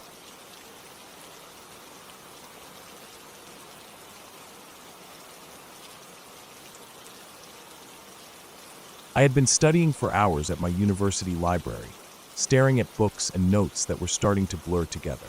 The clock on my phone told me it was getting late. I wasn't looking forward to the ride back home, not because I disliked the ferry. It was just a means of getting from the city to where I lived, but because it was the night ferry. The late ferry was always a little quieter, more isolated, and it didn't help that I was already tired. That made me feel a little more on edge, like I couldn't rely on my instincts as much as I usually did. It was around 11:30 p.m. when I boarded, the air outside crisp and cold as I made my way to the ferry. I'd taken this route dozens of times, but the quiet of the late night always made it feel different. I went up to the top deck where most people like to sit, away from the noise and chatter, so I could check my phone and try to get a little more done before I got home. I settled into a seat by the window, my head resting against the glass as I typed out a message to a friend. But then, something caught my eye. A man. A strange man. He was walking back and forth on the ferry, slowly, with a purposeful stride that didn't sit well with me. I couldn't see his face completely, but there was something off about his demeanor. He wasn't looking at anyone in particular, but every now and then, he'd glance at a passenger like he was sizing them up. It was subtle, but I noticed. It didn't feel right. He was older, probably in his 50s, with an unshaven face and a look in his eyes that made me uneasy. He wore a dark leather jacket, and even in the dim lighting, I could see his heavy boots clunking on the metal floors of the ferry. He had a gangster vibe, like he belonged to some underground world I wasn't familiar with. But it wasn't just the way he looked. It was how he moved, like he knew everyone was watching, but didn't care, like he owned the space. I quickly texted my friend, *, there's a weird dude walking around on the ferry. He keeps staring at people like he's looking for someone. *, I didn't get a response, but the message felt like a kind of warning, even though I wasn't sure what I was warning her about. The man didn't stop pacing.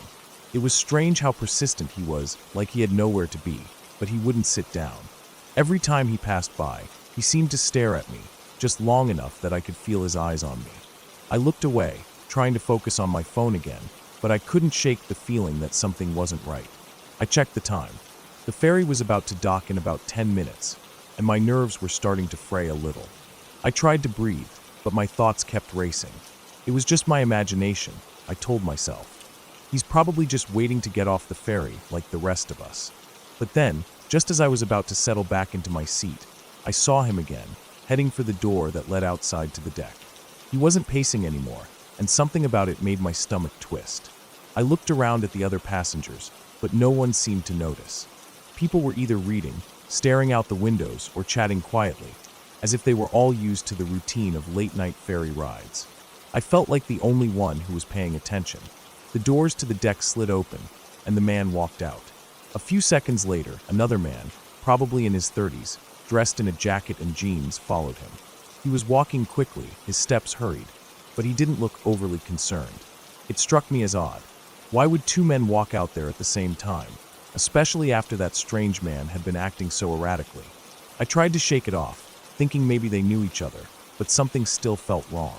I leaned back in my seat, trying to focus on the view outside. The water was calm, reflecting the few lights from the ferry, but that uneasy feeling didn't go away. Then it happened. A scream.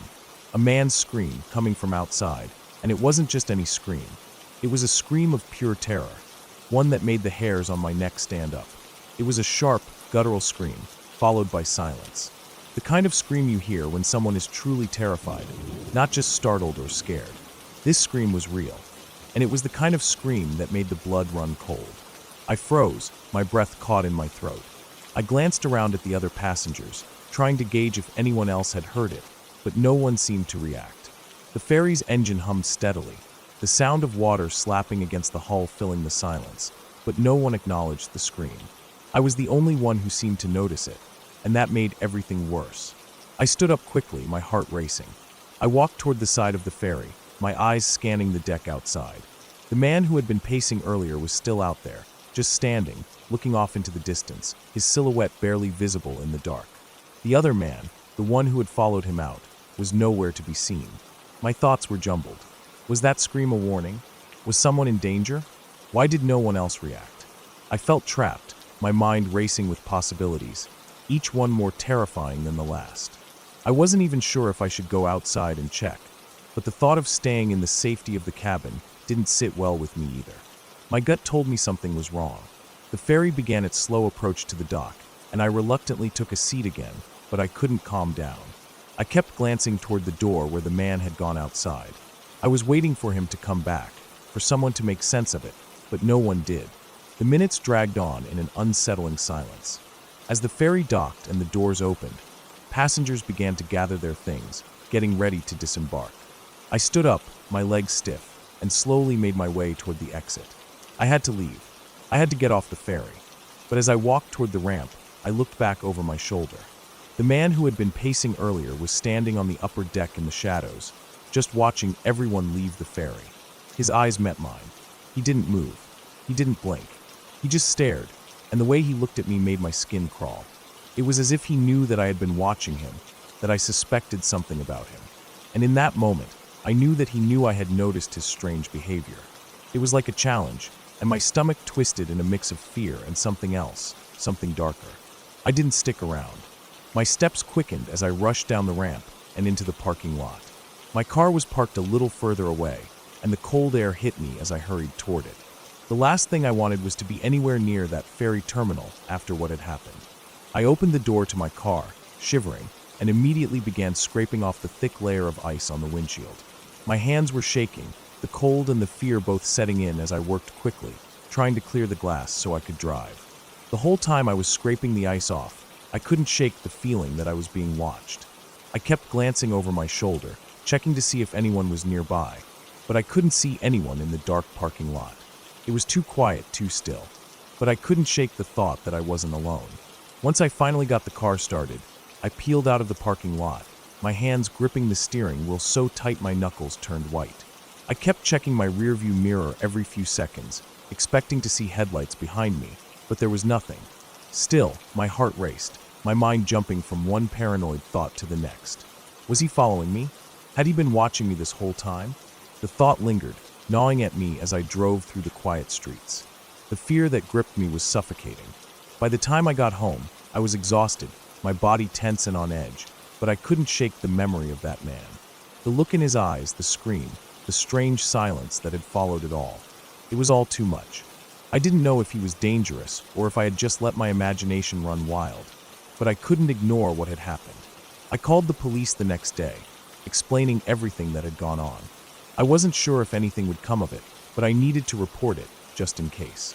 I couldn't forget the fear that had surged through me, the knowledge that something was wrong. I never saw that man again. I never took that ferry at night again either. And even though I didn't get any answers, the memory of that night still haunts me. Sometimes, late at night, when I'm alone, I wonder what happened to the man and the scream I heard. Was he just a stranger? Or was he something much more dangerous, something I narrowly escaped? All I know is that I'll never forget the way he watched me as I left that ferry. It's a look that stays with you long after the night is over.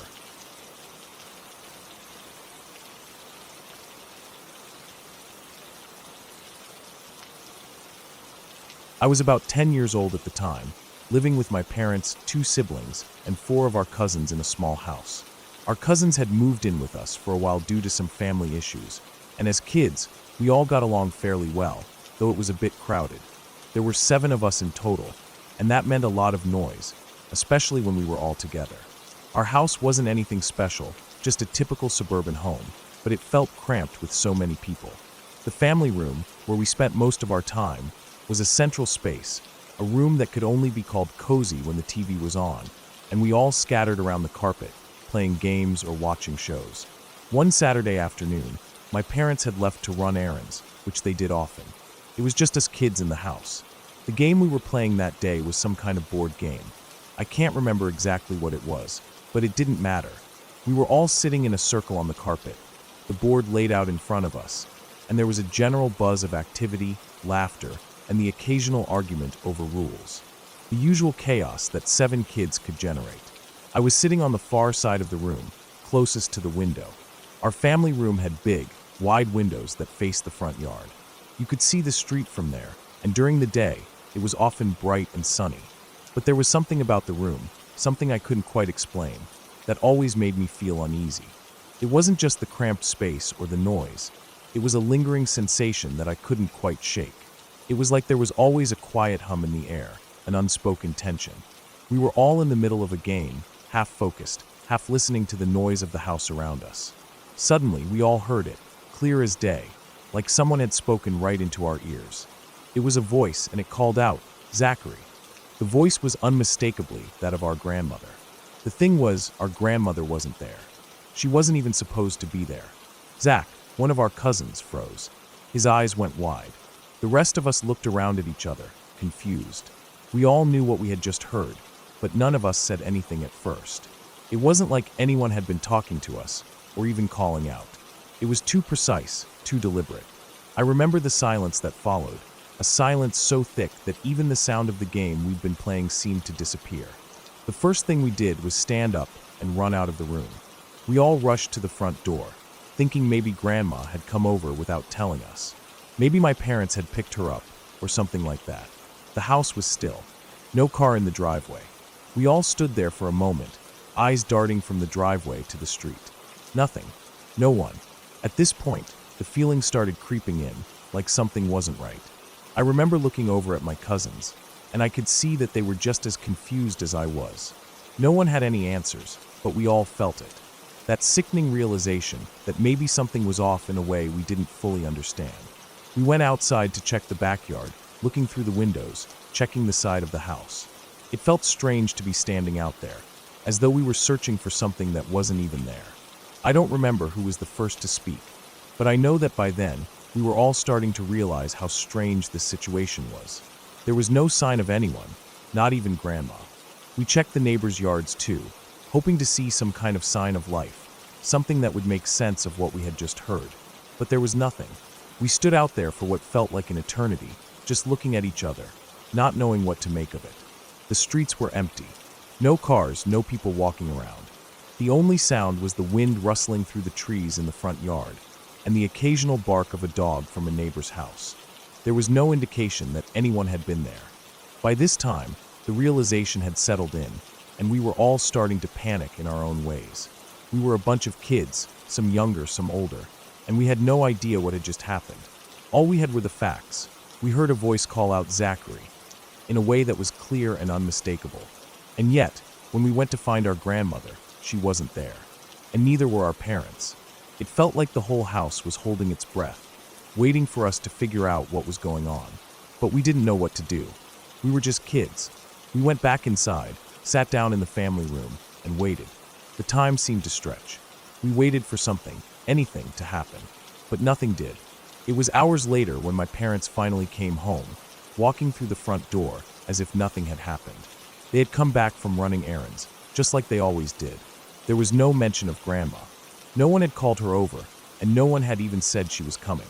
My mom didn't even seem to notice anything was off. We didn't say anything. We didn't know how to. We couldn't explain what had happened. None of us had the words for it. I remember the unease in the room, that strange silence that filled the space like a fog. We all went about our day, like it was any other day, but we couldn't shake the feeling that something had just slipped between us, something we couldn't put our finger on. Later that night, I lay in bed, trying to sleep, but I couldn't. My mind kept going back to that voice. Zachary. I could still hear it in my head, clear as day. I couldn't understand why it sounded like it did, so real, so vivid, yet there was no one there. It was as if the house itself had called out to us, like it was trying to tell us something. It wasn't the first time something strange had happened in that house. There were other things, small things, that had happened over the years. The creaks in the walls at night, the whispers we couldn't place, the feeling of being watched. But nothing was ever clear. No one had ever seen anything. It was always just a feeling, something we couldn't explain. But this was different. This was something all 7 of us had heard, something we couldn't ignore. Over the next few days, we all talked about it in hushed tones, trying to make sense of it. But there was no answer, no explanation. My cousins and siblings would glance at each other when they thought no one was looking, as if waiting for someone to say something, but no one did. We all just carried on with our days, pretending that it hadn't happened. But deep down, we all knew we couldn't forget it. Eventually, life went on. The voice never came back. Our parents didn't seem to think anything of it. They went about their business, and we went about ours. But there was always that quiet unease whenever we were alone in that house, that feeling that something was just a little bit off. It never went away completely. Looking back on it now, I can't help but wonder what exactly happened that day. It's not something I've ever talked about much, and I don't know if my cousins remember it the way I do. I'm sure they do. How could anyone forget something like that? But there's a certain unspoken rule in that house, a rule we all seem to live by. Don't talk about the strange things. Don't mention the moments that make you question everything. Whatever happened that day, whatever caused us all to hear that voice, it was something none of us could explain. Maybe it was something as simple as a freak occurrence. Or maybe it was something more, something we're not supposed to understand. But the fact remains, we all heard it. 7 people, all in one room, and none of us could ever figure out why it happened or what it meant. It's a memory that stayed with me over the years, a reminder that sometimes there are things in life that just don't have explanations, no matter how hard we try to understand them.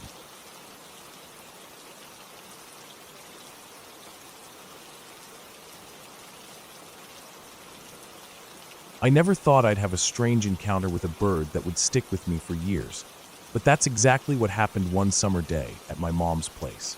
The garage at my mom's house is separate from the house itself, just a few steps away, but it's a space that feels a little isolated. Nothing really strange ever happens there, and I was just going about a normal day, waiting for my boyfriend to come over. I had a couple of beers to grab from the beer fridge in the garage for us to enjoy while we hung out. That's when things took a bizarre turn. I walked out the back door, headed towards the garage. No big deal. It was a nice, sunny afternoon, a typical day for us. I was maybe 6 or 7 feet from the house when out of nowhere, this bird, some kind of small, frantic creature, came out of nowhere and started attacking me. It came out of the trees, and before I could even react, it was flapping its wings, smacking me in the face and on the top of my head. I swear, it was like it was trying to peck at me or something. I couldn't even see its eyes, just a blur of feathers and sharp wings hitting my face over and over. I panicked. I didn't know what to do. I've always been a bit scared of birds. I know it's kind of silly, but the whole unpredictability of them makes me uneasy. This bird made it 10 times worse. My heart was racing, and I didn't even think about it. I just turned around and ran back into the house as fast as I could, slamming the door behind me. I was hyperventilating by the time I got inside. I'd been attacked by a bird. A tiny little bird, but still. It was terrifying. My heart was still pounding when I looked through the window. The bird, though, it didn't leave. It flew to the back of the house, where we have big windows that look out into the yard. And there it was, perched on a branch, staring right at me. It kept chirping loudly, almost like it was calling me out. I don't know how to describe the feeling, but it wasn't just the usual bird chirping. There was something frantic in its sound, like it was angry or distressed, and it never stopped. It just stared at me, its beady eyes locked on mine. I couldn't make sense of it. Why was it so aggressive? Why didn't it leave? I was seriously freaked out at this point. I felt like I was in some sort of weird standoff with a bird, something that should be totally insignificant, but felt way too intense. Every time I tried to go back outside, it would swoop around the yard, getting closer and closer to the windows, still making that awful noise. It was relentless. I couldn't even walk to the garage to get my drinks without it attacking me. At that point, I was just waiting for my boyfriend to come over because I felt like I needed someone there, someone to help me understand what was going on with this bird. Finally, after what felt like an eternity, my boyfriend showed up.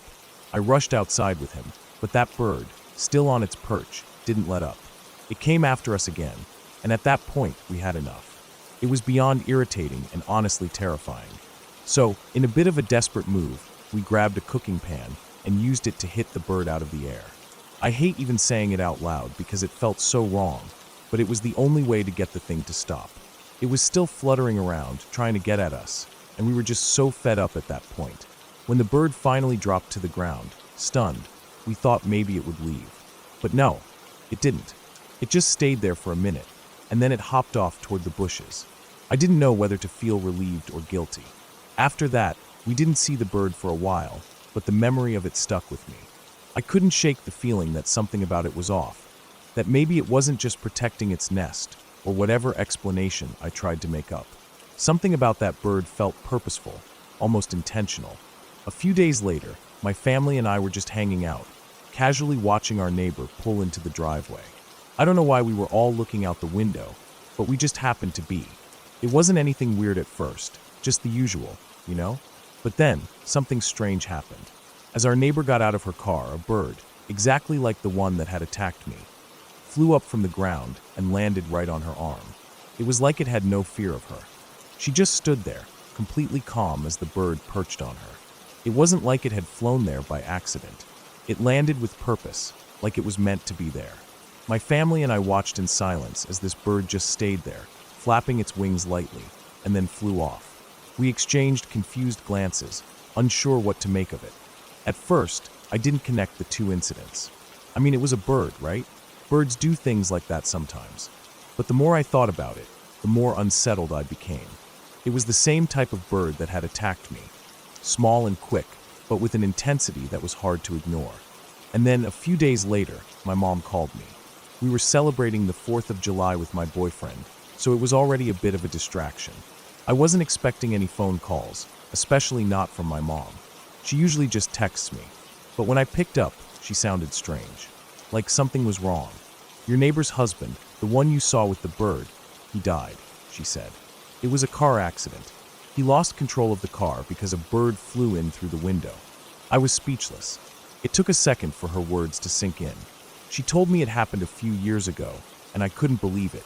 The very man we had watched get out of his car, the one whose wife had that strange bird encounter just days before, had died in a car accident. And the cause? A bird. A bird had flown through his window, and in the chaos, he lost control of his car and crashed. At that moment, I felt a chill run down my spine. What were the odds? Was it some sort of weird coincidence? Or was there something more to all of this? I didn't want to jump to any conclusions, but I couldn't shake the connection between my bizarre encounter with the bird and what had happened to my neighbor's husband. It was all just too strange, too interconnected. Over time, I started to wonder if I was just imagining things, reading too much into it. But the more I thought about it, the less likely it seemed. It wasn't a coincidence that the bird was so aggressive toward me, and it wasn't a coincidence that it was the same kind of bird that had somehow led to my neighbor's tragic accident. Even now, I can't quite put it all together. Maybe it was a freak accident, a combination of bad luck, or maybe it was something more. But I've never been able to shake the feeling that there's more to this whole bird thing than I'll ever understand. Every time I look out the back windows now, I half expect to see that bird again, but it never comes back. Not like that. It's always a little too quiet, like it's waiting for something. And honestly, that's what scares me the most, because I don't know what it wants, or if I'll ever be able to figure it out.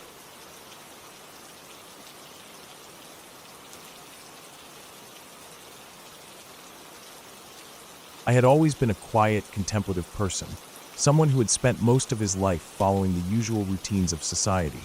But when I turned 20, I felt a pull to do something different. In Thailand, it is common for men to participate in ordination as monks, often as a way of repaying their parents for raising them and seeking spiritual growth. While the practice was often just for ceremonial purposes nowadays, with ordination lasting a week or so, I decided to go beyond that. I chose to become a monk for a month, not only to find peace and clarity for myself, but to repay my parents for everything they had done for me. I had always felt grateful for their sacrifices, and this seemed like the right way to show it. I thought that a month in a monastery would give me a sense of calm and purpose before returning to university, and it was something that had been on my mind for a while. The first night at the temple was unforgettable, not for the reasons I expected, but because of the unsettling experiences that would stick with me for years to come. I wasn't new to the idea of being a monk, having grown up surrounded by Buddhist teachings, but I had never really lived in a monastery before. I knew what to expect in theory, but nothing could have prepared me for the reality of the place, especially on that first night. There were 6 of us in the ordination group, all young men from various backgrounds, ranging in age from 20 to 30. We were all novices, and our purpose was to learn about the ways of the temple, the strict rules, the mantra recitations, and the etiquette required to live a life of meditation and contemplation. The ceremony went well, and we spent the afternoon learning the basic teachings of Buddhism, including the proper way to meditate and chant. When night fell, our assigned elder monks gathered us together to discuss the basics of living as a monk in the temple. At one point, one of the elder monks asked us if we were afraid of ghosts. He smiled lightly, almost as though he was joking, but there was something in the air that made the question feel serious.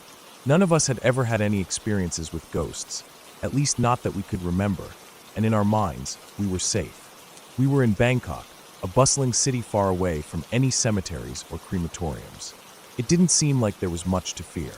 We were assigned a room on the 2nd floor of the monastery. The room was modest, with 3 thin mats lined up on the floor. The window was open, letting the cool evening air in, and the room felt peaceful, if a little sparse. The first thing I noticed was the ceiling. There were large holes in the gypsum. I had never seen anything like it before, and it made me uneasy. The holes were pitch black, and I found myself staring at them, feeling an odd discomfort. Why were they there? It didn't make sense. Why didn't they fix the ceiling? I looked around the room and noticed a collection of small Buddha statues lined up along the window border. It seemed strange to me that they weren't placed on an altar, but instead on the windowsill, facing out into the darkness. It felt off, like something out of a Thai horror film, but I pushed the thought away. As the evening prayers ended, we all returned to our respective mats. I chose the mat in the middle, closer to the window. I positioned my head so that I was facing the open window, and as I lay down, I began to feel the exhaustion of the day wash over me. I had been so busy learning the ropes of monastic life, and now my body was begging for rest. The marble floor was hard, and the thin mat didn't provide much comfort, but I was too tired to care. I closed my eyes and let sleep take over. But something wasn't quite right. I had only been asleep for a short time when I suddenly felt a sharp pain in my neck. I shifted my position, trying to find comfort, but the hard mat didn't help. I rolled over and in that moment became half awake. I could hear the soft ticking of the clock in the corner of the room. It was the only sound, and for a brief moment, I felt a sense of calm. But as I lay there listening to the ticking, I realized something odd. The room was completely silent. My roommates, the other 2 monks, weren't breathing. The room had an unnatural stillness to it. I brushed the thought aside and closed my eyes, attempting to drift back to sleep. Then suddenly I heard it, a loud bird crying out in the distance. The sound was strange, hoarse and unpleasant to the ear. It echoed through the night, cutting through the silence. It didn't sound like any bird I recognized. I didn't know what bird it could be, but it was loud enough to pull me out of my half-sleep. As if on cue, the sound of dogs began to howl from the other end of the temple. The dogs had always been a common presence at the temple, but this was different. Their howls were frantic, desperate, and it felt as though something was stirring in the air, something that made my stomach tighten. The howling continued, a chorus of dogs responding to each other from different corners of the temple. It felt like the world outside was closing in on me. I felt a sense of dread, but I couldn't explain why. I tried to push the feeling away, but it clung to me, refusing to let go. The howling eventually ceased, and in that moment of silence, I felt my eyelids grow heavy again, my exhaustion overwhelming me. I tried to focus on my breathing, telling myself to calm down, but the air in the room felt thick and oppressive. My mind was racing, and I couldn't shake the feeling that something wasn't right. That's when I heard it. A wind began to blow, soft at first, but then it grew stronger. It wasn't the usual breeze I'd heard before. It had a strange quality to it, like it was coming from somewhere far away, but getting closer. Then it came long, slow, and drawn out, the wheeze. It wasn't a normal wind. It was the sound of air passing through something very small, like a needle hole. The sound was sharp, unsettling, and it made the hairs on the back of my neck stand up. I kept my eyes tightly shut, not daring to open them, as the sound got closer, closer, closer. It seemed to hover just above me, outside the window, right on top of my head. The wheezing sound continued, relentless, like it was trying to get inside my mind. It was almost as though it was following me, moving with me, surrounding me. My body felt like it was numbing, my limbs heavy, and I found myself unable to breathe properly. I lay frozen in place, unable to move, unable to understand what was happening. The sound went on for what felt like an eternity. It didn't stop. It was as though it was never going to end. But eventually, I succumbed to the exhaustion. I fell asleep, not because I was comfortable, but because I had no choice. The weight of it all was too much, and my body simply gave out. When morning came, I woke with a start, feeling disoriented. The sun was just beginning to rise, casting light into the room. I had no idea what time it was or how much sleep I had gotten. I looked around, but nothing seemed out of place. I sat up and rubbed my eyes, trying to shake off the grogginess. I glanced over at my roommates, who were already awake, sitting on their mats, praying. I had no intention of mentioning the events of the night, but one of them spoke up. "I couldn't sleep last night," he said. "Did you hear the dogs howling?" I nodded, but there was something in his voice that made me pause. "Did you hear the bird?" I asked. "Yes, the bird," he replied. "It was strange, wasn't it?" I hesitated before asking the question that had been lingering in my mind all night. "Did you hear that sound? The wheezing sound?" He shook his head. "No, I didn't hear anything like that. I thought you were just having a hard time sleeping." I frowned, unsure of what to make of it. It was then that I realized something unsettling. My body had been stiffened during the night. My roommates had seen it. They said I looked as if I was frozen, completely still, but they didn't hear the sound I had heard. Later, I asked one of the elder monks about what had happened. He listened quietly, nodding as I told him everything. When I finished, he didn't seem shocked or frightened. Instead, he spoke calmly, as if it were a normal part of temple life. "It could have been an apparition," he said. "One of the spirits with a big body and small mouth, a punishment for those who lie too much. It comes to ask for merits. You should forgive it and offer your blessings, for it means no harm." I wasn't sure what to believe, but his words didn't bring me comfort. Over the next few nights, I heard the same sound again, faintly, but never as close as it had been that first night. It lingered in the distance, far away, but it was enough to remind me of the fear I had felt. After that, I slept more peacefully, the unsettling feeling gradually fading with each passing day. Eventually, the month came to an end, and my time as a monk was over. I returned to university, back to my normal life. But the memory of that first night, of the eerie wind and the strange, oppressive feeling in the temple, stayed with me. It was a reminder that not everything in this world could be explained. Some things were beyond our understanding, and some experiences stayed with us long after they had passed.